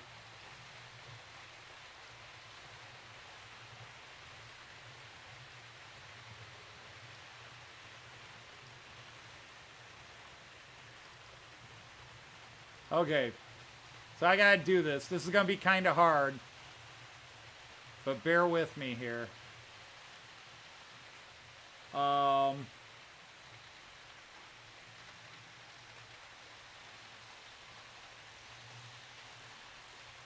I gotta pull this down here. So bear with me while I do this. I've got to enlarge these, but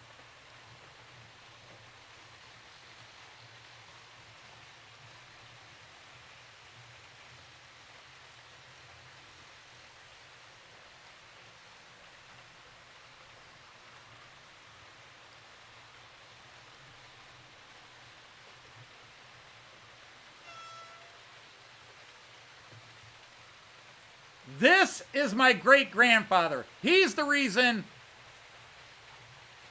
I'm not rich and living in a mansion.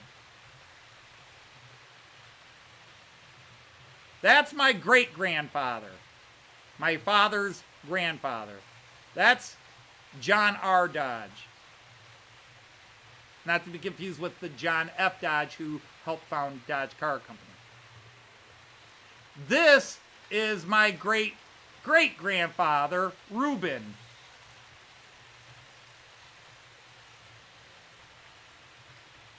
Now you'll notice they both have hair.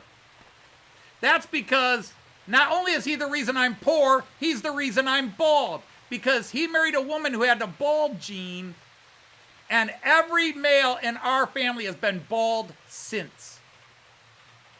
He had a full head of hair to the day he died. And he lived to the age of 96.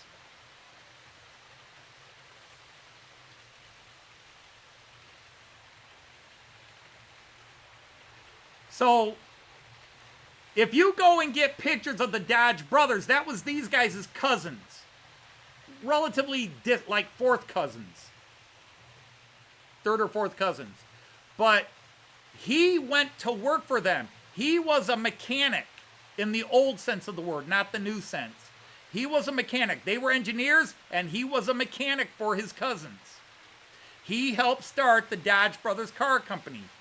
He was a he was a head mechanic, but not the head mechanic. There was a chief mechanic, and then below that were head mechanics. He was one of the head mechanics. But he helped found the company. He worked for Ford.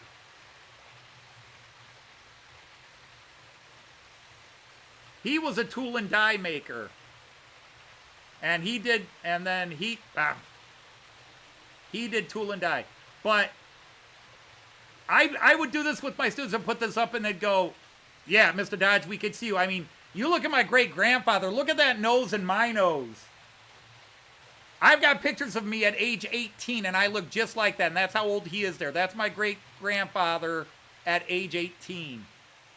So, yeah, we are freaking clones.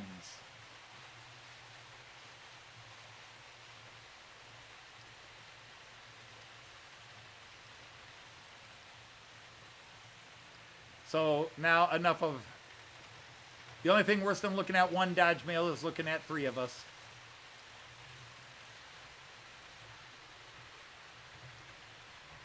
But yeah, that was... Hey, Kieran.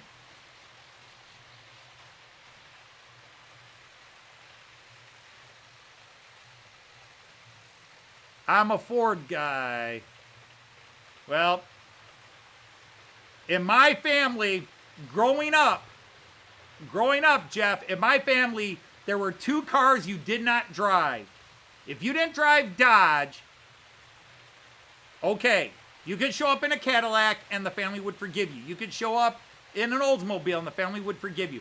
But if you showed up in a Ford or any foreign car, the family would chase you off the property.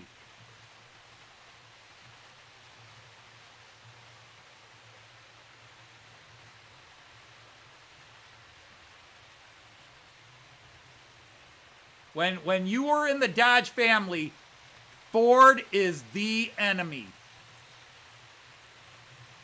Ford has always been our enemy. Personally, I don't care. I think Mustangs were cool-looking cars, but I still don't drive them. I drive Dodges and only Dodges. Joyce could tell you her first few experiences when she was dating me and going to our family reunions. She saw a cousin who drove up in a Ford and saw the crap they took. Friendly mostly, but an undercurrent of you.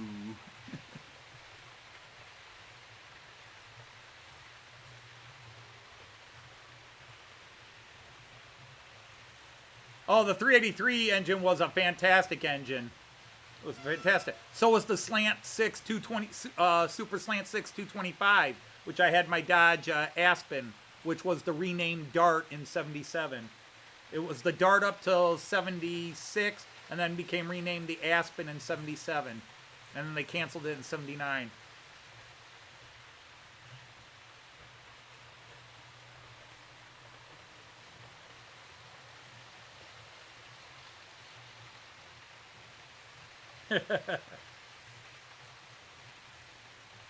Well, you guys are talking about family coat of arms. There's a couple of variations of ours, but actually my uncle and now my cousin Greg has the actual family because he's the oldest son of the oldest son of the oldest son. I'm not. And the family coat of arms, which dates back to the 1300s, although the original was burned up in a fire in the 1600s, and they had a new one made in the 1800s.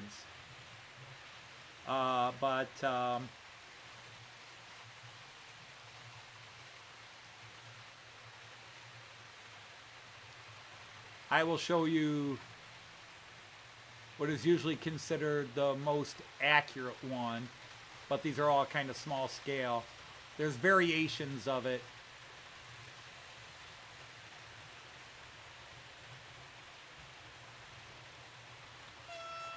Beep.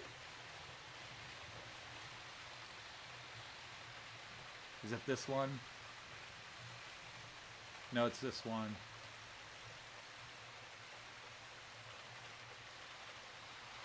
Yep. Okay. So this is the actual Dodge coat of arms. This is the one that is considered by most family members to be the most accurate. And if you go to Dodge cars, even into the 70s, either on the hubcaps or somewhere else, you would see the chevron, the shield in the middle. Not the chevron, the shield there in the middle. You would see that symbol, but without what's in the middle. Now, some branches of the family along the East Coast, they changed this. They got a coat of arms made where they took out what's in the middle here and replaced it with an I. But we have the actual royal order. And Joy says it explains a lot about the Dodges. That is a woman's breast lactating. That is a woman's breast lactating, dripping milk.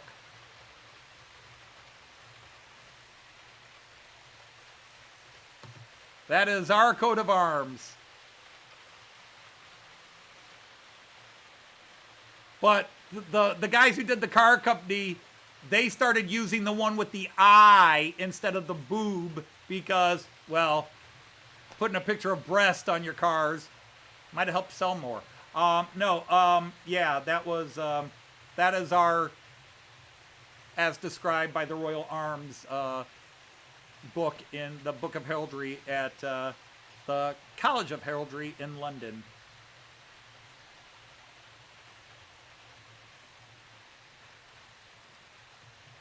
So that's our coat. That is the Dodge family coat of arms. But you would see that black and yellow shield. You would see that on hubcaps and like the Dodge Royales or the Dodge Royales of the 50s. They would have that in the higher end versions of the cars. They would have that emblazoned on the dashboard, the steering wheel hub, and on the back of the headrests, and on the seats, and on the doors. They had that family crest everywhere.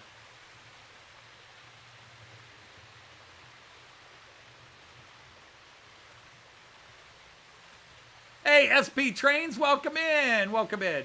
But, yeah, so you could go see that, a variation of that coat of arms on old Dodge cars.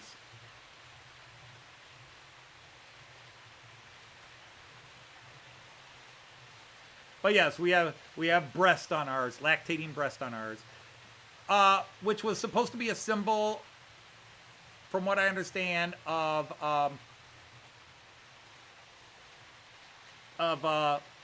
health and vitality.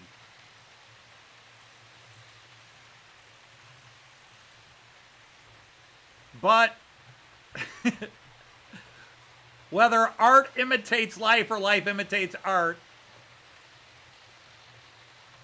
all the heterosexual Dodge men, you know how men often heterosexual men will divide themselves between being legs men or breast men. Pretty much most Dodge males are breast men.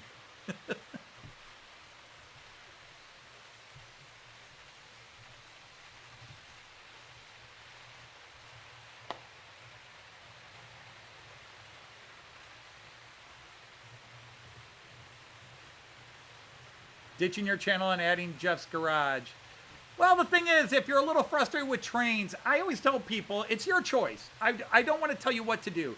But if trains have become a frustration, then walk away, but don't kill your channel, because the passion may come back again. And when you're into trains, the passion comes back. You get frustrated, you get mad, you walk away. I mean, look at me. I went 5 years without really adding anything to my layout except trains. Because fortunately for me, I'm about trains.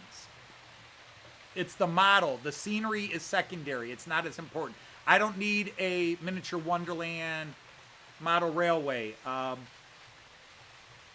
Being new to the hobby, I was kind of realized you do. But I've got friends that run their trains on the carpet in their bedroom because that's all that's all they've got. And I love watching those as much as I love watching the fanciest because they have a love for their trains. They have a love for their models. And that's what attracts me to a channel, is the passion for the hobby without being a jerk about that passion. You know, there are guys that have a passion for the hobby, but they are so nasty, arrogant, condescending unless you're also a big channel like they are.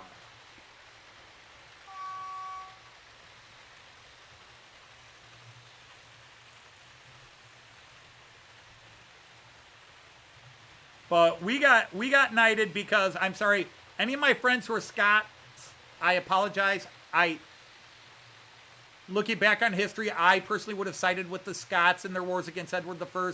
But my great ancestor, Peter Doge, assisted greatly King Edward Longshanks in his wars against John Balliol, the rebellious king of Scotland at the time. And so we were knighted and given land in land in Scotland, which we never claimed, because a few years later, you'll try to do better. Behave, Andy.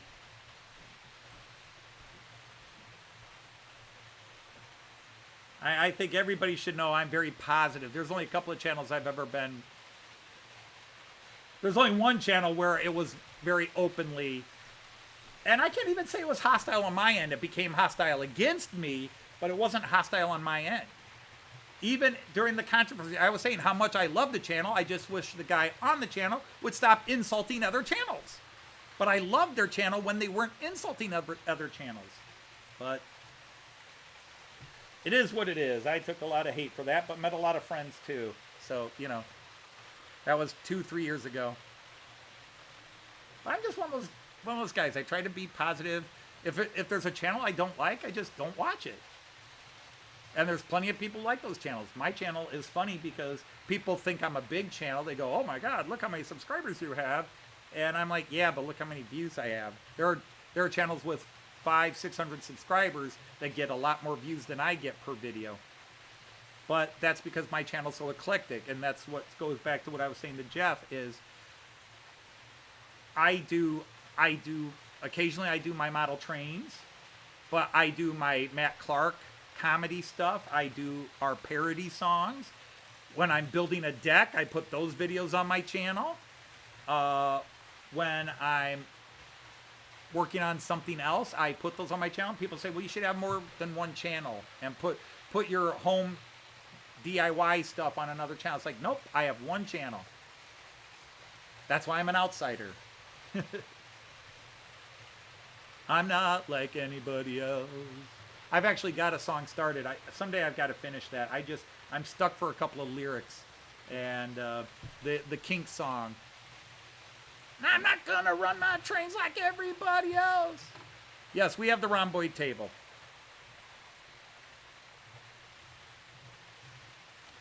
And I'm thrilled. There are people like Leslie Gilpin who have been in my live stream since my very first live stream. Randall Ellison, Leslie Gilpin, and I'm sure there are people here that I'm forgetting. And then people who, since they've joined my channel, have been here for just about every live stream I've done, which blows my mind.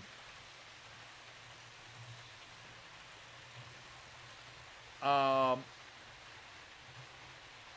I will admit, I'm not subscribed to nearly as many channels as are subscribed to me.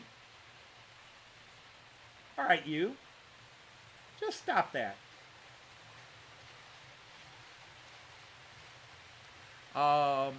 Well, there's Brian Rock Railfan. Hello, Sir Brian. Thank you. And thank you for all the shout-outs on your channel mentioning that I'm going live or am live. Yeah, Raymond, you've been around. EFO's been around a long time. Jean Ricard's been around for a while. I started my live streams at the height of COVID. But there are a few people that have been there since day one and have stuck around. There are people that I go back and they came, hung around for a year, and then they moved on and I don't see them anymore. Life happens, but I see them elsewhere, which is like whatever I was selling, they could only take a year of, and then they moved on. There's Dino again. Dino! But I encourage everybody. There's a double-edged sword to, and I name names because if I name names, do I have any trams, right rail, light rail or streetcar? I have what in German is called a Schienenbus, which is old light rail, like a tram. And then as far as light rail goes, yes, I have several small DMUs and EMUs. Hey, Brian, if you look right here, let me see if I can get the magic poker out here. This guy right here, that is an EMU. That is a light rail. That is a express commuter train. It can run on main rail lines. It can run on main lines, but it is a light rail commuter train. The rest of them are currently parked off to the side because I wasn't running them today, because I was running on my double-deckers today. Yes, speaking of which, today is Friday, August 1st, so new month, which means I got paid yesterday. So yeah, and so I do run them. I usually have at least one light rail running per live stream, but sometimes a lot of times I have themes, and sometimes the light rails don't fit the theme. And on the flip side of that, I've never done an all light rail theme. I've come close a couple of times.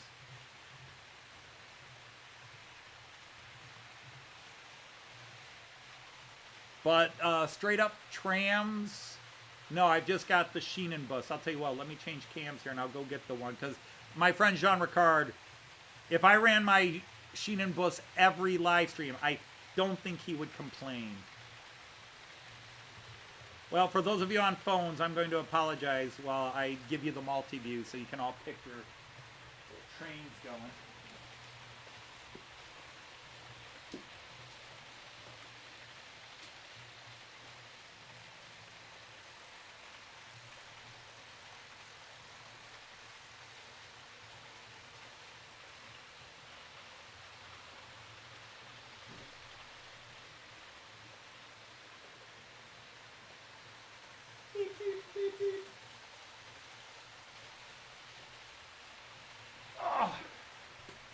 Do a diddy diddy dum diddy do.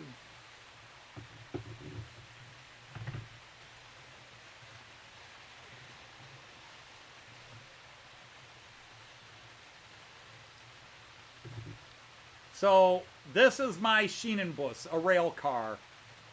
This is the Schienenbus, and then I have two additional cars that go with it, but this is old school.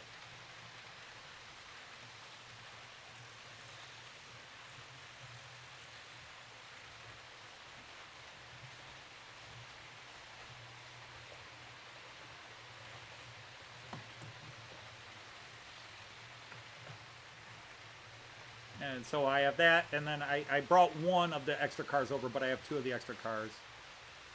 So, yeah, this was beautiful story to this. Most of you around, but there's a lot of new guys here that have heard about it. You've seen this, so I'll go to the multi-view, and you can watch trades while I talk about this. In 2023, Joyce and I went to Germany, and we stayed in the town of Bamberg, and there's a guy who owned the apartment Joyce and I were staying in. He lived in a different apartment, owned the one we were in. In fact, he owned the building. Horst was a retired school teacher and a big model train guy, except owning an apartment building, he didn't have a place to set up his trains anymore when they moved from the house to the apartment building.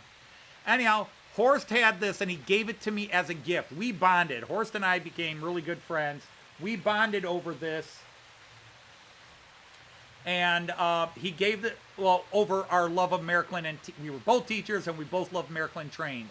And he came down and showed me all these boxes of beautiful old Märklin trains and cars. Many of them falling to Maserati, you know, the metal cancer, the Maserati. But he gave this to me as a gift, but it was analog.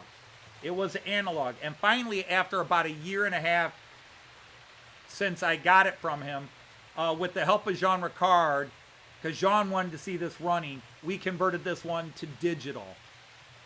Jean helped me learn how to convert these to digital. It's a special kind of motor Märklin makes, and there's an easy way to convert it to digital. But yeah, so I converted that to digital, so now I can run it on my layout now and then.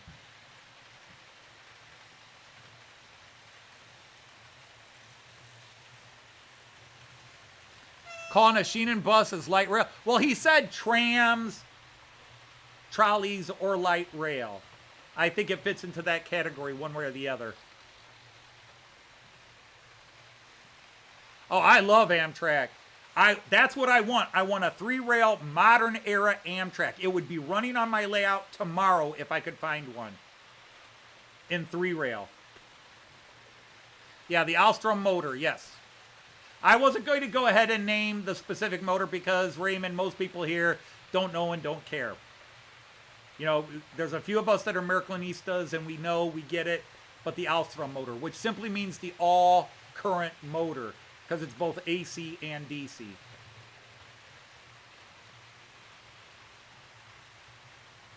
I'm pleased with the scattergrass. I personally believe that I have a strong technique in doing scattergrass that comes out looking very realistic. One step below, obviously, the people who do static grass. But I do scattergrass, and then I might add, I've never done static grass before, but I've got the static grass applicator, I've got the static grass, so I will be trying that sooner or later. But, yeah, I have a technique from my old wargaming days that I think works very much, and it makes it look realistic. So, you know, some people will look at this and go, oh, there's like bumps and well, yeah, walk through nature. Nature isn't perfectly flat and level unless we went through and made it flat and level. Nature is bumpy and has little curves and divots in it.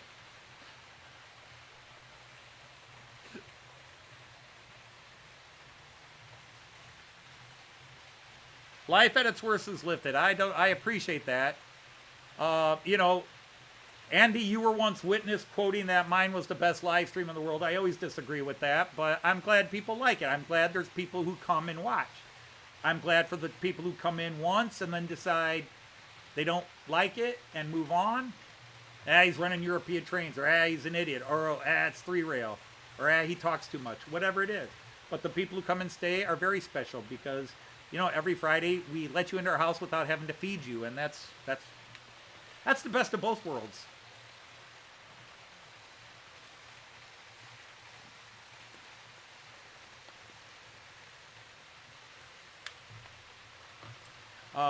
Heck, even golf courses. I caddied for years. Golf courses aren't nice and level either, except the green. Even the fairways can have their little... Especially when the owners of the country club are trying to save a little money and not put the effort into keeping everything nice and smooth on the fairways. You do eat too much. Nah, because if Joyce is cooking for a crowd, she cooks too much. There's no such thing as eating too much. We'll have 5 people over. Joyce cooks for 20.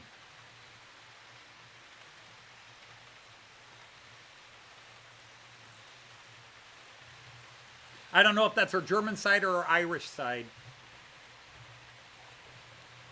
It's definitely not her Scottish side. Oh, you'll be eating the whole thing then, will ya?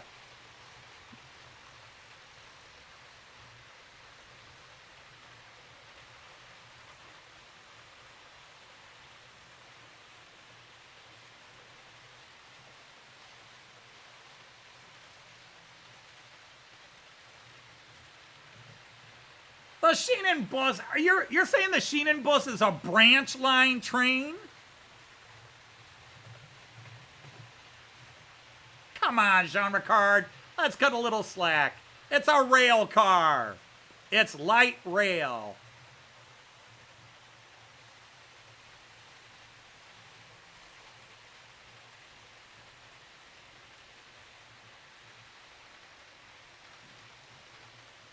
It did little out to the suburb runs, at least as far as I've learned. It's not like it went from Hamburg to Berlin. Went from like downtown Berlin, maybe as far out as Potsdam. And that's local, small, or quote, light rail as opposed to big, heavy train. Some people are just too narrow.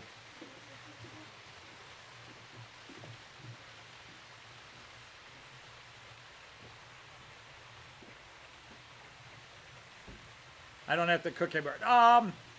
No, I took over cooking for a couple of years when I retired, and then I talked Joyce into every time there's a meal on the menu, either at least one and sometimes two people don't want it that night, because Joyce would schedule everything. Joyce had everything scheduled. Monday we're having this, Tuesday we're having this, Wednesday we're having this.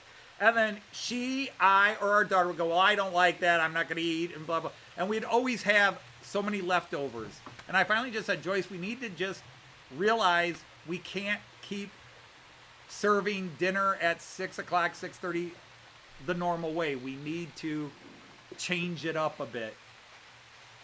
I'm just glad she's not here to hear all this.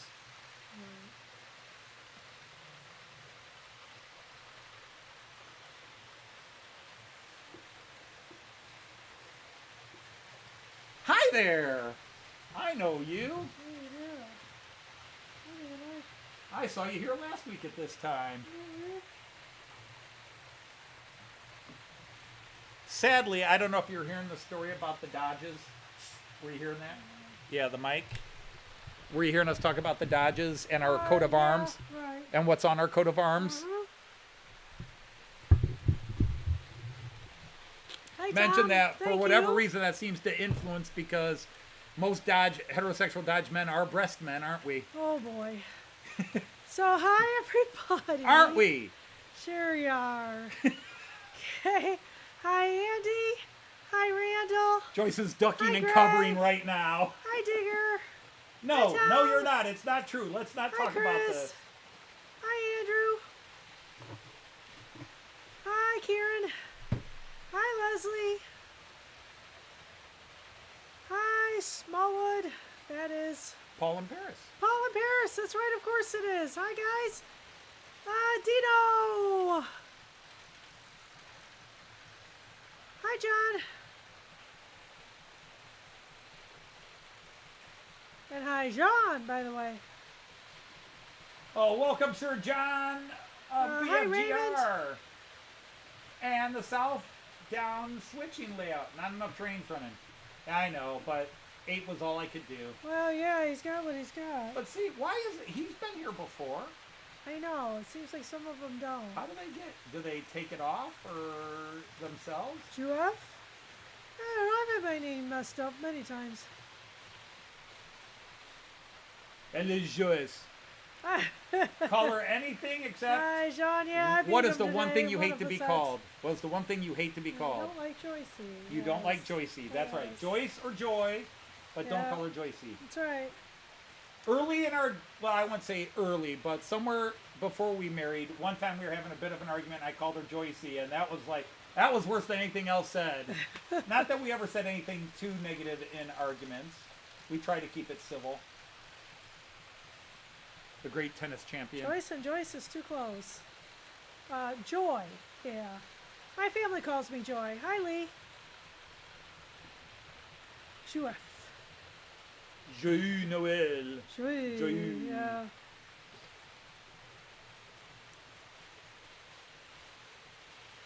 Well, you've been here before. We always Yeah, knight no you. worries about it. You can post a link You'll to your notice channel if you want. everybody's knighted. I know to bring you a knight to the Romboy table again. But anyhow, Southdown switching layout. Yeah, you're here, so you can post a link to your channel. You can post a link to somebody else's channel. Yep. The only thing we do not allow: no politics, no religion. Yep, them's fighting words. But if you want to share a channel about a good comedian, if you want to share another hobby, cars, except Fords. No Fords. It also helps when the Russian bots go in. It's real fun to see who can get them out the fastest. Okay, that's Well, fine. that's fine. That's fine. We just, it's, I mean, Joyce and I are actually very politically active and very strong, but the problem is you bring it in and people Yeah, it's Especially it's some bad these feelings. days and in this country, Yeah. it's so divisive. It's just so we just avoid just it. let it be. We're here to be lovers of trains Doesn't and like silliness. Mel's, huh? Okay. Lovers of trains, silliness, and apparently if you're a Dodge, a lover of... Oh, I'm sorry, Yeah. I won't mention it again It's for at my least 5 seconds. nephew's wife is a Melanie, but she goes by Mel. I don't know how she feels about adding an S to it. That's your other persona. Oh, wait. Oh. Are you somewhere else? Mel's? Mel's is from Australia.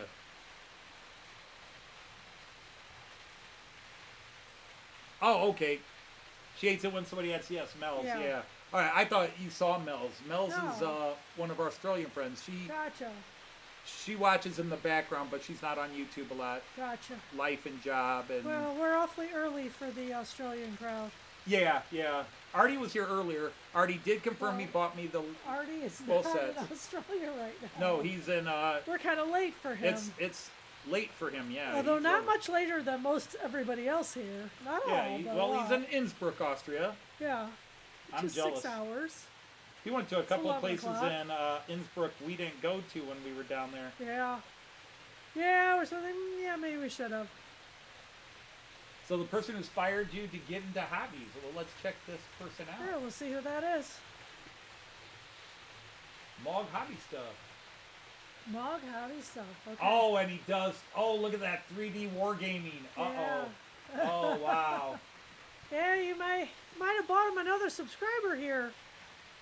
I'm just a champ He's since all I'm married trained to here, a winner, but Anthony. Midgar and Teresa Heroic winner. Path. since he I got was a you. huge 3D wargamer. Yeah, I think we both won, Sean. What's that? I said he's calling us winners. I think we all won. We both won. I'm a winner. You're a winner. He's a winner. If you drink Yeah. Dr. Pepper, you're a winner too. Yeah, what? You're drinking Dr. Pepper. I am. So anyway, we really appreciate when you guys support each other. So check these guys out and ladies that are putting out. That's what I was links. saying, and then distraction came in, of course. What's that? Talking about supporting channels. Yes. And a lot of people, they say, I support a channel by subscribing it, which is great. The thing is, when I'm at a point now where I'm subscribed to about 500 channels, but I have a thing, which sadly Joyce will nod her head, frustrated with. If a channel I like posts a video, I'm watching it and commenting on it. Yeah. I will watch and comment. Yeah. Because just being subscribed, That's what you unfortunately, is nice, but Yeah, indeed. if you really want to help a channel, it's the encouragement, watching what they're doing and saying, hey, I like what you did there. Oh, that's a cool train. Oh, I'm sorry your layout was giving you fits today. Because that's the best thing about community. And especially when you're a smaller channel starting up, it's hard to get views because, we were talking about this last week a bit because some things had come up where people are talking about it. Obviously, there's exceptions to the rule. There are some channels that grow very fast, but a lot of people... It is hard to keep up with them. It's hard to keep up with everybody, and newer channels, it's hard to get found because there's so many people now posting. Yeah.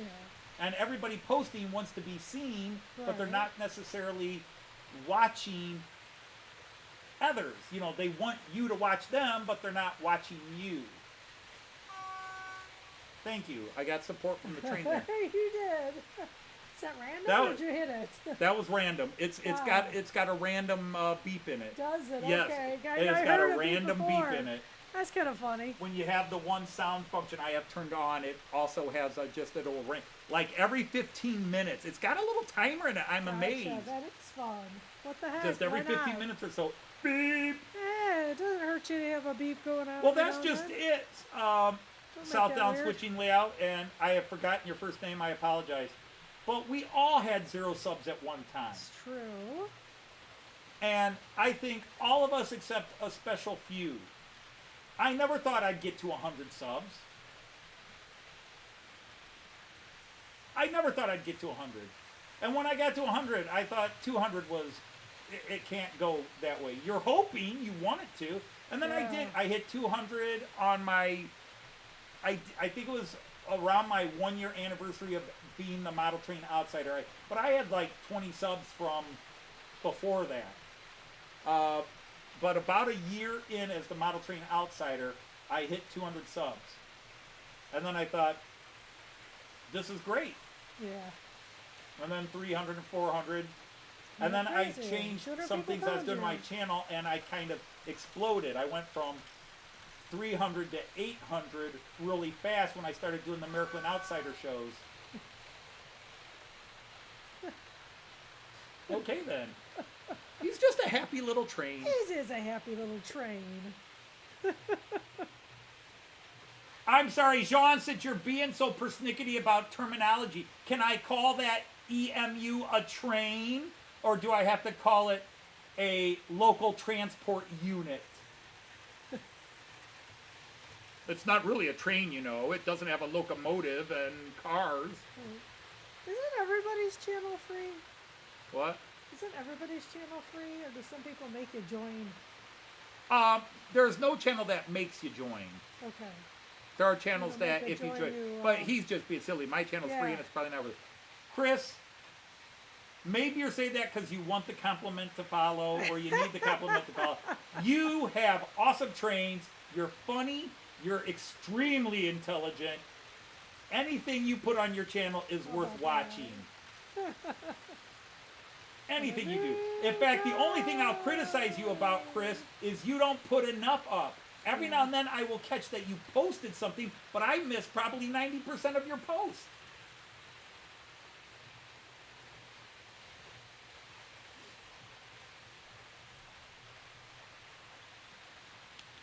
But, you know, I get accused of being a Sunshine Sally sort of personality because I'm always like, oh, that's great. Oh, that's awesome. Well, that's how I am. That's how I was with my students. That's usually how I was with my kids, although they'll probably say, oh, no, Dad. There were some times you weren't. That's great. Way to go. But I was that way most of the time. But as a dad, you do have to venture onto the other side of the street. But in this world, you don't. This world, you can... I'd rather be positive than negative. Yeah, we understand that. I'd rather be positive or negative. It's more a matter, do I have something to post on Oh, mine? Kieran, you do not post when you get a chance. Squash. You have a... It's a squash. It's a squash. Squash. Squash. It's a squash. Squash. I would like a squash. Squash. Squash. I got a beer. That's fair. You have plenty of chances to post videos, sir, and you don't. In fact, I think I've only seen one video from you in the last year. Well, that's the last time you had a chance to post one. That is, dare I say, how do the French say it? La bullshit. Oh. Now you're going to put something awful up now. Nothing if a contrarian. Nothing if not a contrarian. Well, you got two contrarians here, too. Oh, no way. Oh my God! Yeah, we had a book. You're all individuals. We are all individuals. I'm not. Who won You at must tennis? all think for yourselves. Anthony won the first set, and I won the second one, so we both did. Yeah, but you won the overall. I did win the overall. Yay me! I was making up for a terrible game on Wednesday. But it's not a light rail. It's We not a light played rail. every other Light rail to day. me. I've been in. The last 8 days, we finally get a 2-day break. Australia, and what they call light rail runs from way up in Sydney all the way down to Wollongong, which is a 2-hour trip, and they call it light rail. And it's the same exact thing as a Class 648 DMU. Regular train. It's light rail. So, the world is changing. You need to as well. Oh, that's nice. Yeah, see, my train agrees. Oh, that's just gonna time itself all day, I think. Oh, that's I don't know, funny. is that horn coming through to you guys? That's the third time thank where, you. just as I make an emphatic point, it honks in agreement. South down? I sure hope you can too. It's, that's not a train fart. That's an Well, maybe it agreement. is. Maybe it is. Anyway, I've had some farts sound like that, just it's depending on the fun. beer. And I will tell you, I've had a few people, older people, I shall agree with. You say, older what? people? No, You old... like older teachers. I'll tell them what Okay. we do, and they go, oh, that is so cool. You guys do that together. It's like they have nothing they can do with their spouses. I'd like to call it timeout. You say those older teachers.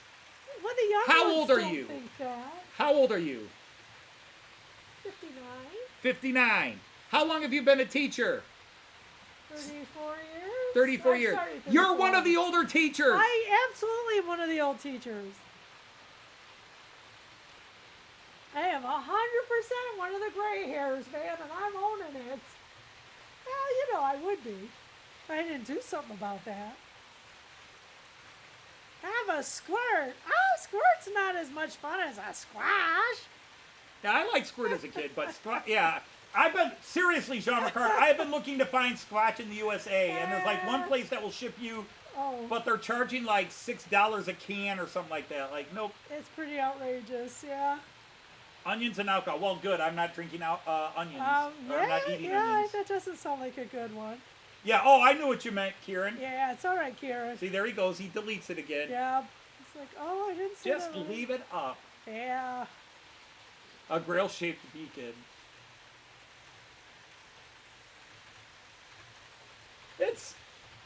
We're a team. I mean, I wouldn't even be on YouTube if my family hadn't kind of encouraged me to go on YouTube. Yeah, probably. And then once I started live streams, Joyce slowly came down to see how it was going, and then she became a regular. But Joyce is like, I'm not into trains, I'm into trains. But the reason we have this guy coming around... That is not my fault. Well, not that way. It's not your fault, it's your credit. See, I already had one on order. Onion beer, gross. I already had a Desiro, that white and gray one. I'll switch to find a camera where it's coming through real fast. Quick, bridge view. I still think it's brown. Oh, by the time it gets around here, I missed it. God darn it. Yeah, it's long gone. All right, Well, you can get him on Bremen this- corner view, Bremen corner view. this- Right there. This this guy one. coming into the camera now. That guy. Okay. Isn't he brown? I really think it's brown. You need to send us some? You could do that. Oh, and it just stopped You randomly. stopped him. Oh, no, it stopped itself? It stopped itself. Oh, darn. It's don't know what being that a was little about. contrary now. Speaking of contrary, it honks occasionally and it does a So anyhow, dramatic that little pause in guy, front of us. that type of train, I'm sorry, that type of DMU, Aw, poor Jean. he, I don't know, make sure it doesn't like... I your cow had got one pulled from out Märklin ordered because ruined we the had beer. ridden one time when we were in Stuttgart in 2023. Oh, We rode one. And so I ordered it with the old rule, if I've ridden on it, you can write. You I can order buy it. But Märklin kept I delaying thought we do it. ICEs forever. Märklin kept delaying it. It still isn't out. right. But I've kept my reservation. But then I started seeing these from Modellbahn Union and my friend Dirk and a couple other channels. Dirk from Chesty Trains, who's Chesty back Trains. in Germany right now as we talk. Nice. Actually, I think he was in the Netherlands. Okay. Anyhow, we It's in Europe. Dirk had a friend who got one and was showing it off, and it looked gorgeous. I thought, oh, that's really cool, but I've got one on order, and I don't know this company Modellbahn Union very well, blah, blah, blah. So fast forward a couple of years. We are in Koblenz, and we're going to Aachen and somewhere else, a couple of our trips. And we get to the stop, and these are all over the Koblenz Bahnhof. They're all in the Right. Koblenz Bahnhof.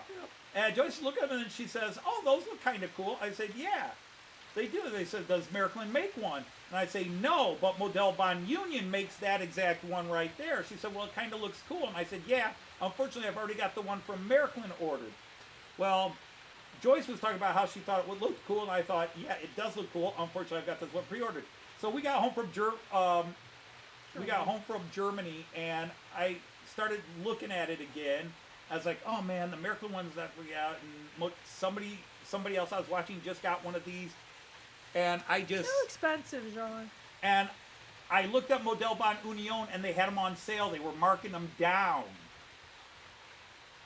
So I looked and added it up, and I said, wow, this will be about $100 cheaper if I buy it from Modellbahn Union than if I wait to buy the one from Märklin, plus I'll have it now.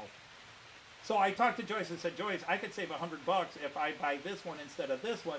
She's like, yeah, do it. Why not? Go for it. So I did. And then when the final bill came, they actually, the bill they were originally charging me included VAT. But since they were sending it to the United States, they didn't charge VAT. So it came down another 60 euros, so about $70. And they threw in a freebie. And they threw in a free gift. Yeah, that's a good deal. Yeah, they threw in this little $15 elevator kit, which I need about 4 or 5 more of these elevators. No, just 4 more. I need 4 more of these little elevator kits that they have there. So it was awesome, and I love it. Other than the little problems. Okay, who's giving me grief now? Sean.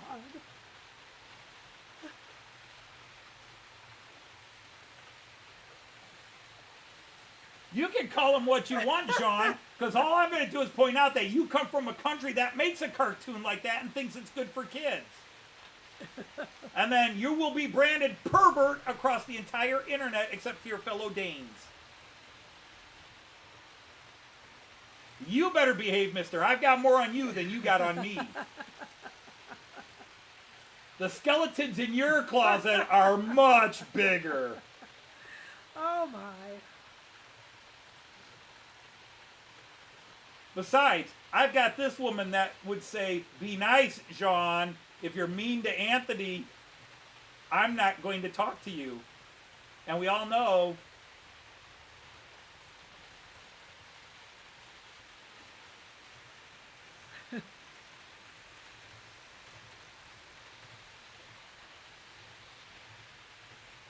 Yeah, speaking of which, I've got to find my stickers. Yeah. Although, really, I need to go business cards. Holy crap, I took stickers to get. The only one who does business cards are the Brits.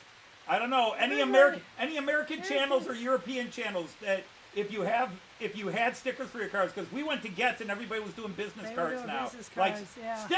Stickers, we do business cards. Can't hear your empty threats through your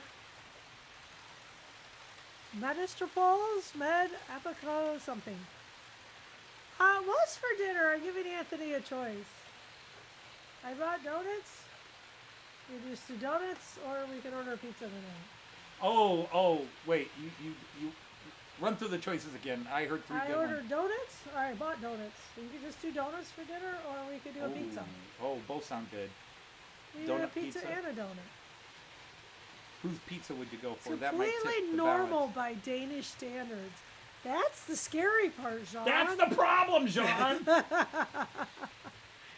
don't know. All right, if you guys don't know what we're talking about, the Danes have a cartoon that apparently they approved is okay for kids called John Dillerman. And Diller is Danish slang for a penis.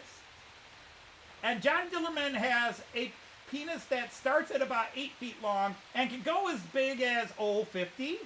You know, you probably should And just it's Google it on sentient. YouTube. It's sentient. Yes. And it does things. But it's okay because it's covered. It's in... It's not covered. Well, it's in a... it's not naked. It's like Reed Richards in Fantastic Four. The pants, it stretches as well. It's like Reed Richards in Fantastic Four. He must have talked to Reed Richards and gotten the stretchable fabric that he wears when he's Mr. Fantastic. So anyway, yeah, the rest of you want, I don't know, do you want to do Jets? Oh, Jets. Pizza Hut. The funny thing is that he's very helpful with it, but he also uses it as a mode of locomotion as a spring. He does. Yeah, he went to a children's camp and used his penis to hammer in the stakes. Which impressed all the ladies, of course. You know, it really did. My problem is, That's every man knows that feeling when you're watching a show and a guy takes a hard hit to the testicles. Right. All of us go, ooh. And here's John Dillerman bouncing on his. I don't see it as funny. I'm like, ow, that would hurt. Ow, ow, ow, anyway, ow, ow. Unless change subject now. Unless you're Danish, I wouldn't watch that in front of my children. But, you know, it's probably worth checking it out so you know what we're talking about. Oh, Chris from the Valleys, there's that British word, even though we have it in American English too. What's that? We don't use it.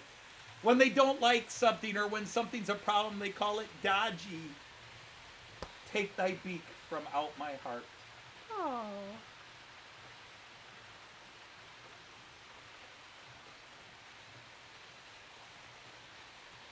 Yeah. Well, yeah. Well, yeah. Yeah. It's just a thing. It's a Dodge thing. You wouldn't understand. Yeah, it's a thing. Truly, Randall, it's for an American, it's your jaw on the floor and laughing. Yeah, somebody was. Oh, they disconnected. Doing something weird there. They uncoupled and came around. 3 hours running, and now they uncoupled. Oh well, can't have everything smooth and perfect, can we? It looked like it was on the right end. No, it was on the wrong end. I don't know at this stage how much time. Oh, we still got 20 minutes. Keep the topic about Märklin. Okay. Well, this was the hobby trade cars. Wait. Yeah, we were talking about hobby trade. I really think that train is. Yeah. I really think that hobby train is brown and white. Anthony says it's gray and white. That's not hobby trade. That's Modellbahn Union. Oh, Modellbahn Union. Sorry. So it is. What do y'all think? I think it's the dress. Again. You think what's the dress? The logo. Oh, I have no idea what you're trying to say. What are you trying to say? The polka dotted train. The Modellbahn Union Desiro. Desiro, right. Desiro. I think the Desiro. Not to be confused with Desilu. Brown and white, and I thought that in real life too. Anthony says it's gray and white. What do you all think? It's gray. All right. Do you know the difference? Do you even know the difference between a Desiro and a Desilu? Do you know the difference between a Desiro and a Desilu? I assume a Desiro goes when it's running. A Desilu goes, hey, Ricky, I want to be in the show, Ricky. Yeah. That's the difference. All right, Raymond said, what's your thoughts about Märklin close couplers versus Roco universal couplers? I think they're both fine. I actually could join them together, and they work fine. The problem is Märklin close couplers don't work on certain freight and certain things where the universal couplers will work to join the cars where they won't knock each other off. That's the only thing. There are times the Märklin close couplers are the better ones to use, and there are times where the Roco. I like Roco's universal couplers. I like the old Märklin Telex couplers. Uh-oh, he stopped again. Yeah, just randomly. All right, good night, Kieran. Take care. Hi, Kieran. You would like it in red and white stripes, just like John?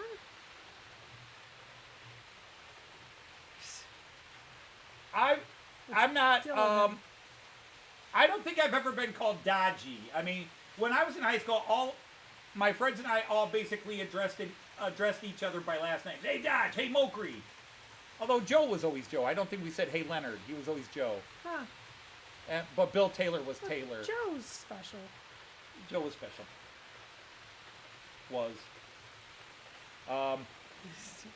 Hey, Markle. Hey, Bergman. You know, occasionally we use first names, but I was always Dodge. Yeah. But I was called Dodge. And then whatever the Dodge commercial line was at the time, the people who didn't like me would use that to throw at me, like, hey, Dodge, are you Ram tough? Because Dodge trucks in the 80s had a commercial, 70s and 80s, Dodge, built Ram tough. And, you know, these rich boys that love to start fight with poor kids at the school to try to get them kicked out of the school. That was a game. That was a long game. That was a 4-year hell. The only reason I stayed is they kept trying to get me kicked out. Right. I wouldn't bite for their fights. But boy, that graduation day, I was looking for some revenge. Okay. The Stadler flirts better than the Siemens Desiro. That's greater than a Siemens. Well, yeah, but Yeah. interpret as better than. Alright, I don't know. I do like the Stadlers. I like them a lot. In terms of beauty, art is in the eye of the beholder, of course. I love my Volaro. I think my Brawa Volaro is gorgeous. And this Desiro is absolutely stunning in this livery. I love it a lot. But I have seen plenty of the Stadlers that I think are gorgeous too. And the ones that are in the UK, the flirts, although there are flirts in other countries as well. But the ones that are coming into the UK are gorgeous too. I don't have a favorite, and I guess I don't have to pick a favorite. Indeed. I occasionally have favorites. Like for years, the Railjet's been my favorite train in livery. But in all honesty, and I've always loved the ICE, and to be honest, the Azuma 800, you know, livery, I love. Telex couplers. You don't have any Telex couplers. Telex couplers, Telex, yeah. okay. Sorry. Oh, I've got some. I've got powered Märklin closed couplers, regular Märklin couplers. I've got Telex couplers. I've got Roco universals. I've got Fleischmann Profis. I've got all kinds of couplers. Heck, I've even got some KDs and knuckle. Oh, reflex couplers. Oh, the Relics couplers. Yeah, the Relics couplers. Oh, I'm See, sorry. I always get confused. Relics from Can't Telex. read. Because I'll say Relics and somebody will say Telex. And I'll go, oh, is it Telex? And they'll say, yeah. And then I'll say Telex and somebody says, you mean Relics. Okay. Kyan would like his greeting. Oh, Kyan is here and ready for his greeting. That poor uh, dude. He's missed us. We've Yeah, missed him. we sure have. We've missed him. All right, Okay. if you're new to the channel, plug your ears. Oh, we still have half an hour. I thought we might Yeah, have we less do. than that. All right, here we Okay. go. Are you ready? Yep. 1, 2, 3. Kyan! We love you! Ooh, we miss you. We miss you. Yeah, the family's been sick. Up, up, up, up. And So- there's Jean Ricard being, no, you don't. Rogers in the high school on the rugby field. How you doing, Kyan? Are you being a good boy? It's been tough being home when everybody's sick, but Yeah. you've been sick, and I don't think you wanted to come over and make Opa sick either. Right. Well, it's been questionable if he really was sick. Well, you know, even if he doesn't come down with it, he's been exposed. Oh, and yeah, quite a bit. considering I have picked up every little bug and flu. From him, yes. I'm trying to. It's self-preservation right now. Yeah, I hear you. What are you looking for? We'll see in a minute. Okay.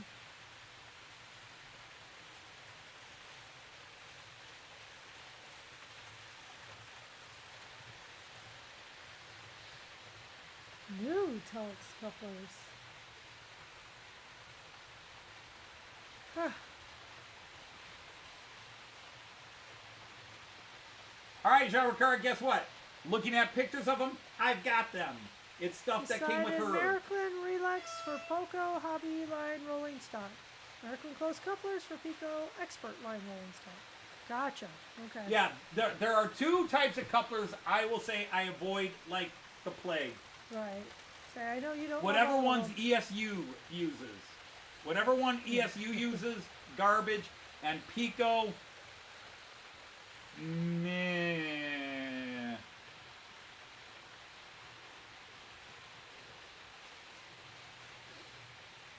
But I have Roco universal couplers on some of my Märklin stock. And I usually replace my Piko couplers with Roco. I try to see if I can do the Märklin close couplers. And if not, I use the Relics. Right. If you flirt, women run. Huh? Oh. Flirt is a type of train, but this company is making all their trades. Like there's the Kiss, the Flirt, the... Oh, wow, okay. Yeah. All their acronyms are funny. All their acronyms are funny. The train world, huh? Well, you don't have to be Fellini to figure that one out. Right. Train going into a tunnel. You don't have to be Fellini to figure that one out. Hey, there's Sir Andy of 81E Variety. We've had a lot of our Andys here, but there are other Andys we haven't seen. That's right. Speaking of which, we haven't seen Mick in a couple of weeks. Hopefully Mick is okay. Yeah, really? We don't have the bartender? What's going on? I think he's on strike. Does Raymond fill in? I don't know who fills in. We just have random people fill in. Alright. It's every man for themselves with the... No such thing as being late. Yeah, now, if you wanted to be here sooner and got in late, then... That's your Well, we don't... yeah. We're off... As We're not teachers, worried we're not about you. marking tardies. Yeah. Yeah, nowadays I just mark my own kids in tardy. Yeah, I'm pleased with it. I just randomly last weekend I was looking at. I said I'm gonna run all my double deckers again, and that was like I haven't run the ICE2 in a little while, and I haven't run the Hobby Trade double deckers in a while, and I know I've got.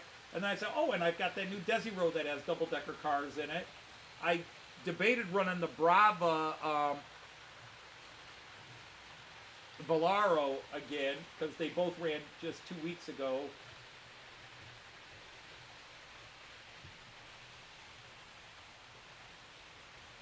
No, Raven, I think if they come out with the one called Sid, it's going to be Sid on my face, but that's a totally different story.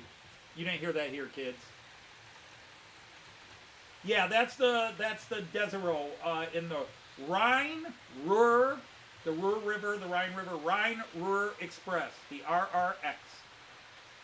Because we always skip the E in Express. The Rhine-Ruhr Express by National Express or Rail Express, whatever the company is that makes them. But yeah, it is growing on me as one of my favorite looking trains. I just love its look. In some ways, that's right, Raymond. If I could ever find it for cheap, I might turn around and buy the Miracle one again. The one I canceled the reservation on. I might decide to get it again. A Rhomboid Night is never late. They arrive precisely when they need to. Exactly. I like that. A Rhomboid Night. That's what I said. Good for you.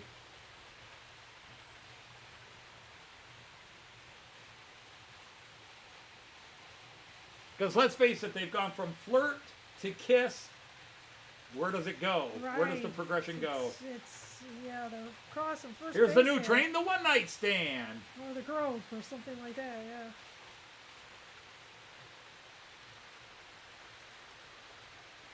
Or the Coldplay special. The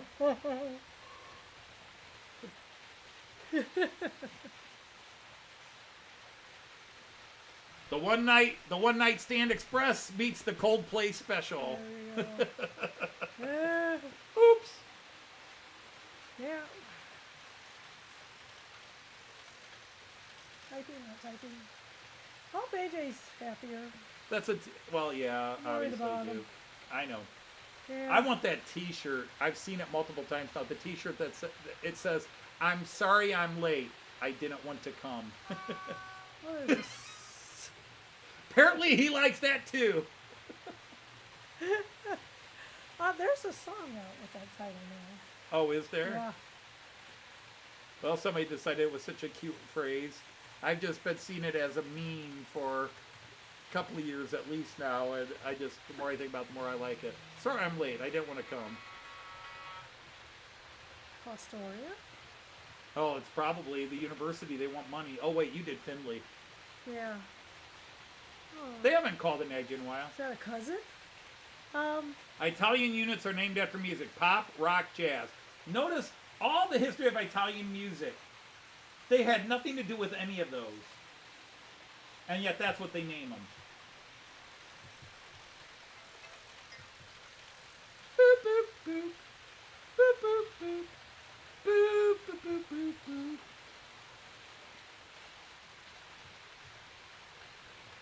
They've given their new tram the name Tina. Interesting. Okay. Your daughter wants that shirt. Yeah, I like that shirt. My problem is all the shirts I bought in Germany got shrunk in the wash. I know, I was upset too.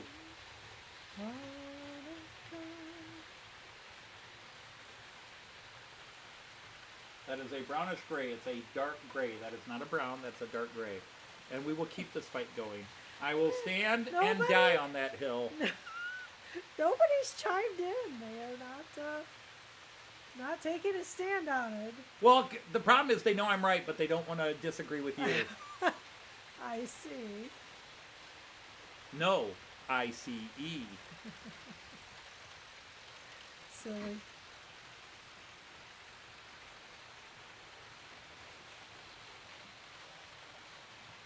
Oh, that dude's running a little slow. Let's speed him up a bit.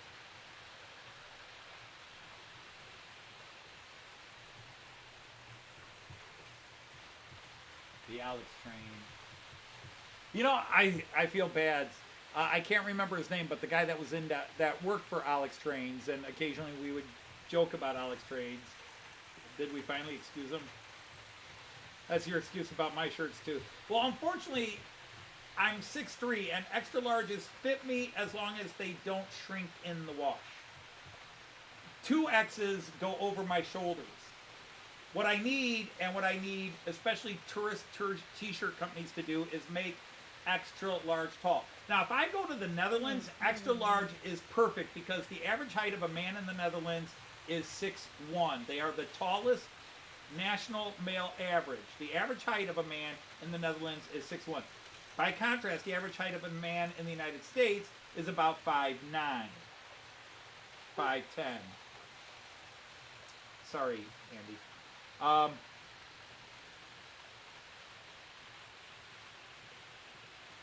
And so I am of a size where I should be able to wear. I wore 2Xs for nearly 20 years because I'd gotten pretty big. But at my sight highs, I should be able to wear extra large. The problem is the ones we picked up in Denmark and the one we picked up in Frankfurt. I don't think he does. They were made in Vietnam, where the average height is 4'8". Question. What's that? Read Raymond's question.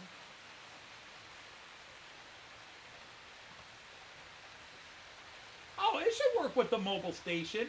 The only problem with the mobile station, and I wouldn't say it's a problem, it's me, I'm lazy, is where you have to flip between the control, you know, where you have to flip between I'm controlling train and I'm controlling the turnout, controlling the train, controlling the turnout. You know, if you're only running 2 lanes, and how many trains do you have? You know, if you're only running 2 trains, then you don't need the central station. If you're only running 2 trains at a time, you don't need the central station. I'm a geek for this kind of technology, so I bought it. When I bought it, I probably didn't need it, but I figured I would need it. Yeah, Once you're running like me, once you're doing like me, where you're running 6 trains on one layout, then it's handy. But I have the central station going, and I have 2 mobile stations plugged into my central station, and each one is controlling a separate train. Like this one's controlling my Metronome. For those of you who don't know what the Metronome is, that's the yellow one with the blue top.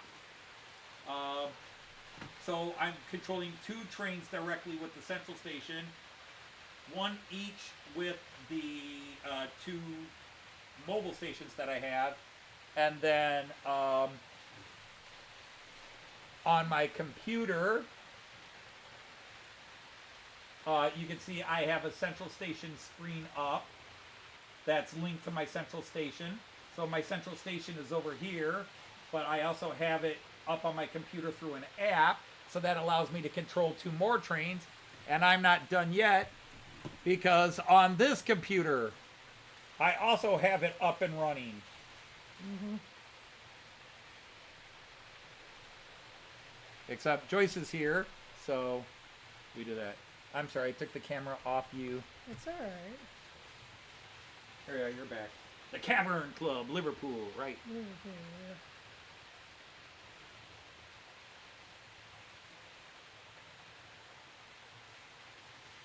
Yep. Because, yeah, I claim 6'3". I'm probably a little taller than 6'3". Basically, if I'm wearing shoes, I'll tell people I'm 6'4". If I'm not in shoes, I'll say I'm 6'3".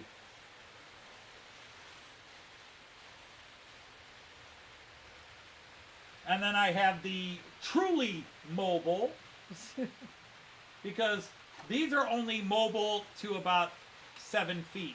Right. And then you're not so mobile. But this one, if I'm going to walk over there, and I know I'm going to be somewhere away from the controllers, then I will have this with me so I can hit the auto stop. But I can also, it's also on, I've got 2 tablets which you can't see here and here, that I can pop up and run my,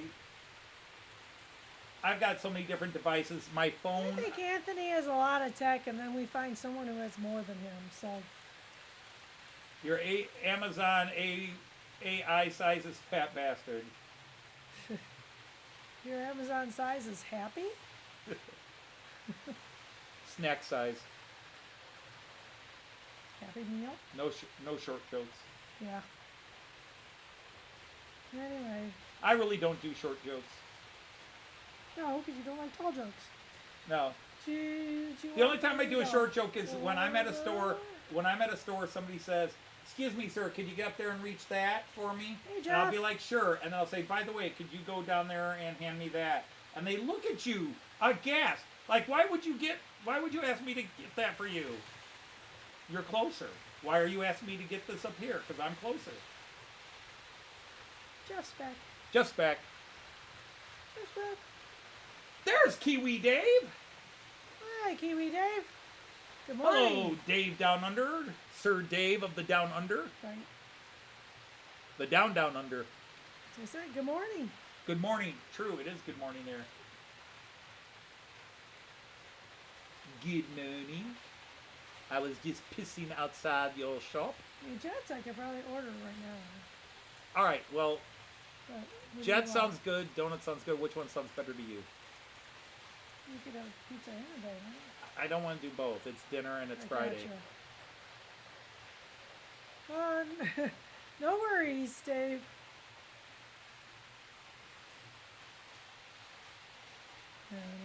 You're not late. You're here when you could be just here. save money and do the donuts.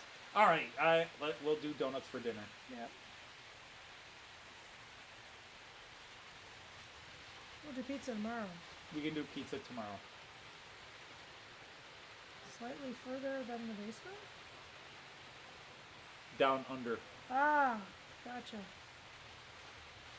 Slightly? Australia's very far away.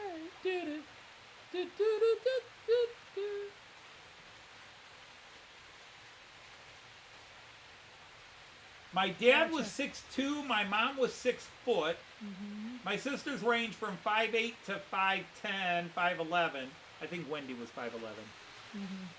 I think Wendy might have been 6 foot, but she hated to say she was 6 foot and claimed 5'11". Well, just take a little break there. Takes a breather.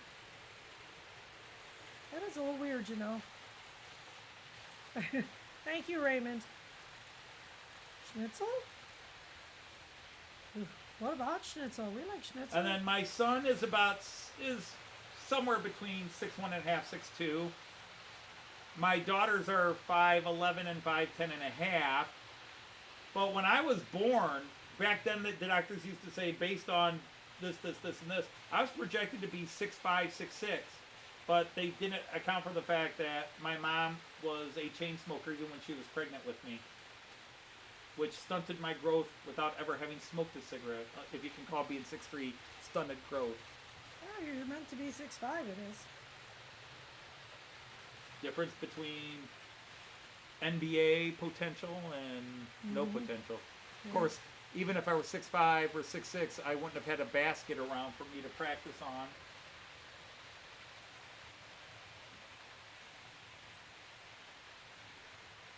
Hey, Clintonville. Challenger Dakota got to me, and the shed's back up and running. Custom, no I think ducking, he's getting AK, no tired. muting, background sounds when whistles used. That's great. All right. I think I'm just going to shut this guy down. He's Okay. suddenly running slow. Yeah. Oh no, I'm better. I sped up. No, I just shut him down. So, Gotcha. Okay.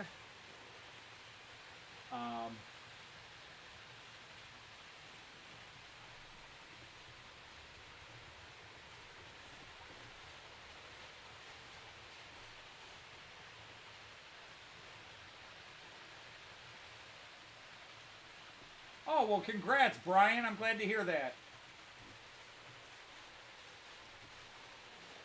Because, yeah, I would like a model of a Challenger running on my layout in 3-rail, but unless Märklin makes it, although Piko occasionally makes American stock. Nice.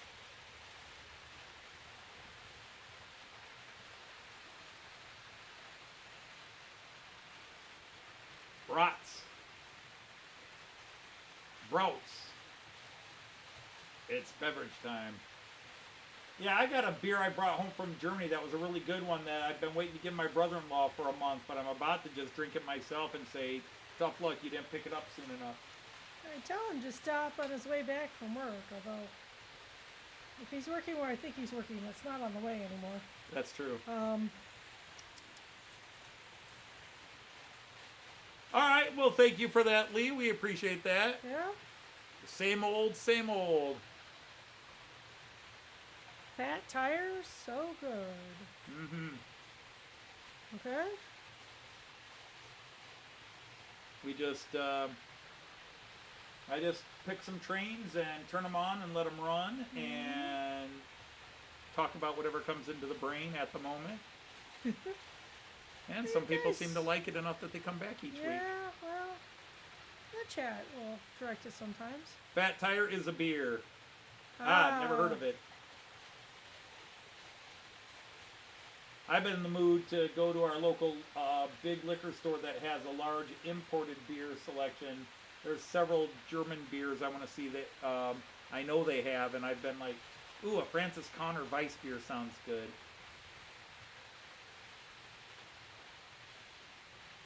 An Augustiner Hefeweizen sounds good. Or see if they have some of the more obscure. Indeed. I think it's interesting how many people are, I think, actively mourning his loss. There's a lot of... Yeah, I was never an There's Ozzy some- fan. I liked a little bit of Black Sabbath. Ozzy's solo career, I'm one of those oddballs. Even as a rocker and a hard rocker, I was never a big fan of Ozzy's... we respected his career, though. I respect his career, but even Crazy Train is the only one that he sang that I can listen to, and even then, very rarely. But it's just amazing that 2 weeks ago he was on stage and apparently knew. Yeah, he was on his way out. He was doing interviews talking about he had to do this, that he was taking himself off all his meds so he could do this, but by taking himself off all his meds, He sort of hastened it. it hastened his demise, his death there. It's sad. Yeah, Greg, that does happen. It takes them a while to get shipped over. Yeah, and some of them are brewed here, which means they're awful. And it's not the same like Beck's beer. I love Beck's beer, but if I go to the grocery store and buy a Beck's beer, it's brewed here in the USA, and it's not the same. It's not Beck's beer, really. How's Matt Clark coming on? Slowly. Very slowly. Every time I tell myself, all right, I'm going to sit down and start making the first couple of videos for the series, something happens and I just either lose the mojo to do it. All right, well. It sure does, Leslie. Take care. All right, take care, Leslie. Always an honor and a privilege to have you here. He was a funny guy, though.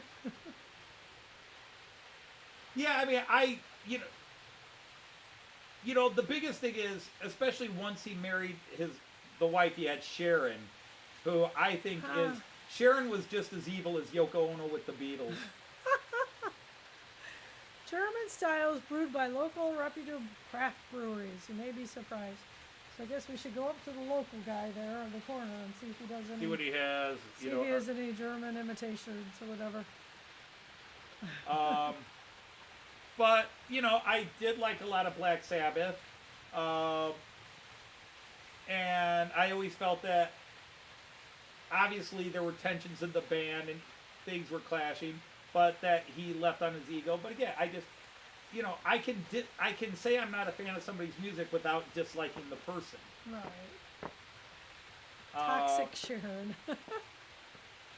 So, but getting back together, there were several Black Sabbath original 4 reunions, and to have done it just 2-3 weeks ago, 3-4 weeks ago now, and then to be dead 2 weeks later just blows my mind. To know that he knew, and yet the effort he... Yeah, you gotta know. Reconnected. Okay. Sorry about that, my friends. We had an internet crash again, and I don't know if this is suddenly going to become a thing now. Right. It came back fairly quick. Yeah, it did. Better not be a thing. Yeah, we're back. Yep. We're back. We had a great ball of death for a little while, but we're back. Klingons on the starboard bow, starboard bow, starboard bow. Anyway, if you haven't hit the like, brush them off, Jim. if you haven't hit the like button yet, please hit the like button. Thank you, Daisy. You're welcome.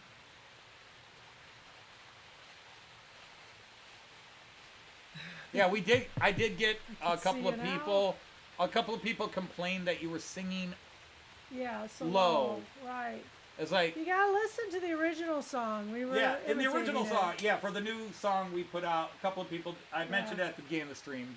A couple of is a people very low song, complained yeah. that I can barely hear her. I said, listen to the original song. When we put out a parody song, we put the original out, and we want you to listen to the original. Indeed. Actually, before you listen to our parody. Yeah, right. Yeah, you really should listen to that first because then you'll know what we're imitating. Because yeah, we were Cannot change a laugh. the singer sings under the music. She does, yeah. I don't know if that's the proper musical term. Indeed. I finally broke down and asked Hot Dog Pilot Andy, because he seems to know a lot about music. Right. Like you were musically trained. You know Uh-huh. things like key and that something's in the key of something, or it's a pitch, or it's in this chord, it's a major, it's a minor, an A note, blah, blah, could blah. happen, He throws Randall. that stuff up and he plays coy like. So I asked him, I said, what Let's face what it, the mayor instruments does did you want- play and what bands were you in? I'm being serious. I'm being respectful. I'm like, Right, Andy must have been in rock and roll, must have been in music bands. right. He just seems to know so much about music. Okay, it's time. It's time. All right. It's that time. Joyce says it's that time. Yeah, sorry. Just hoping to be a It's 6 timekeeper. o'clock. I know. Your clock says it's 6. And gotta get 3 hours. 3 hours online is enough. 3 hours streaming is enough, according to you. 1 hour streaming. is That enough was a for totally me. bad angle. You were It was. totally bad angle. Good night, kids! That's what I was looking to do before I realized that angle looked really bad, dear. Live on TV. 100,000 views, I swear. No. No, it can't be. You were a guild master and WoW for years. You were a guild master in, oh, yeah. See, I don't like to play online war games because there's just too many people that get a little too into it one way or the other. I just like to play against the computer. In fact, Oh, you're right, Raymond. my musical knowledge came from lead guitarist and singer Dave Sear. Okay. You just know. You know a fucking lot more than I do. Okay. So I'm impressed when you talk about that stuff. Yep. Because you talk to me like I would know it, and I'm like, nope. I hear song. I write new lyrics. I Right. ask Joyce sing. That's all I do. Yeah, And then I try to Right. make a video that fits the theme of the song. right. The last one, more people are like, oh, that was cool to see a retrospective of your, the song wasn't meant to be a right. retrospective. It's just faster and easier to use my own videos. It's true. I need 5 seconds of this. Well, Behave, I can spend John. it. All right. So anyhow, yeah, we got to get going.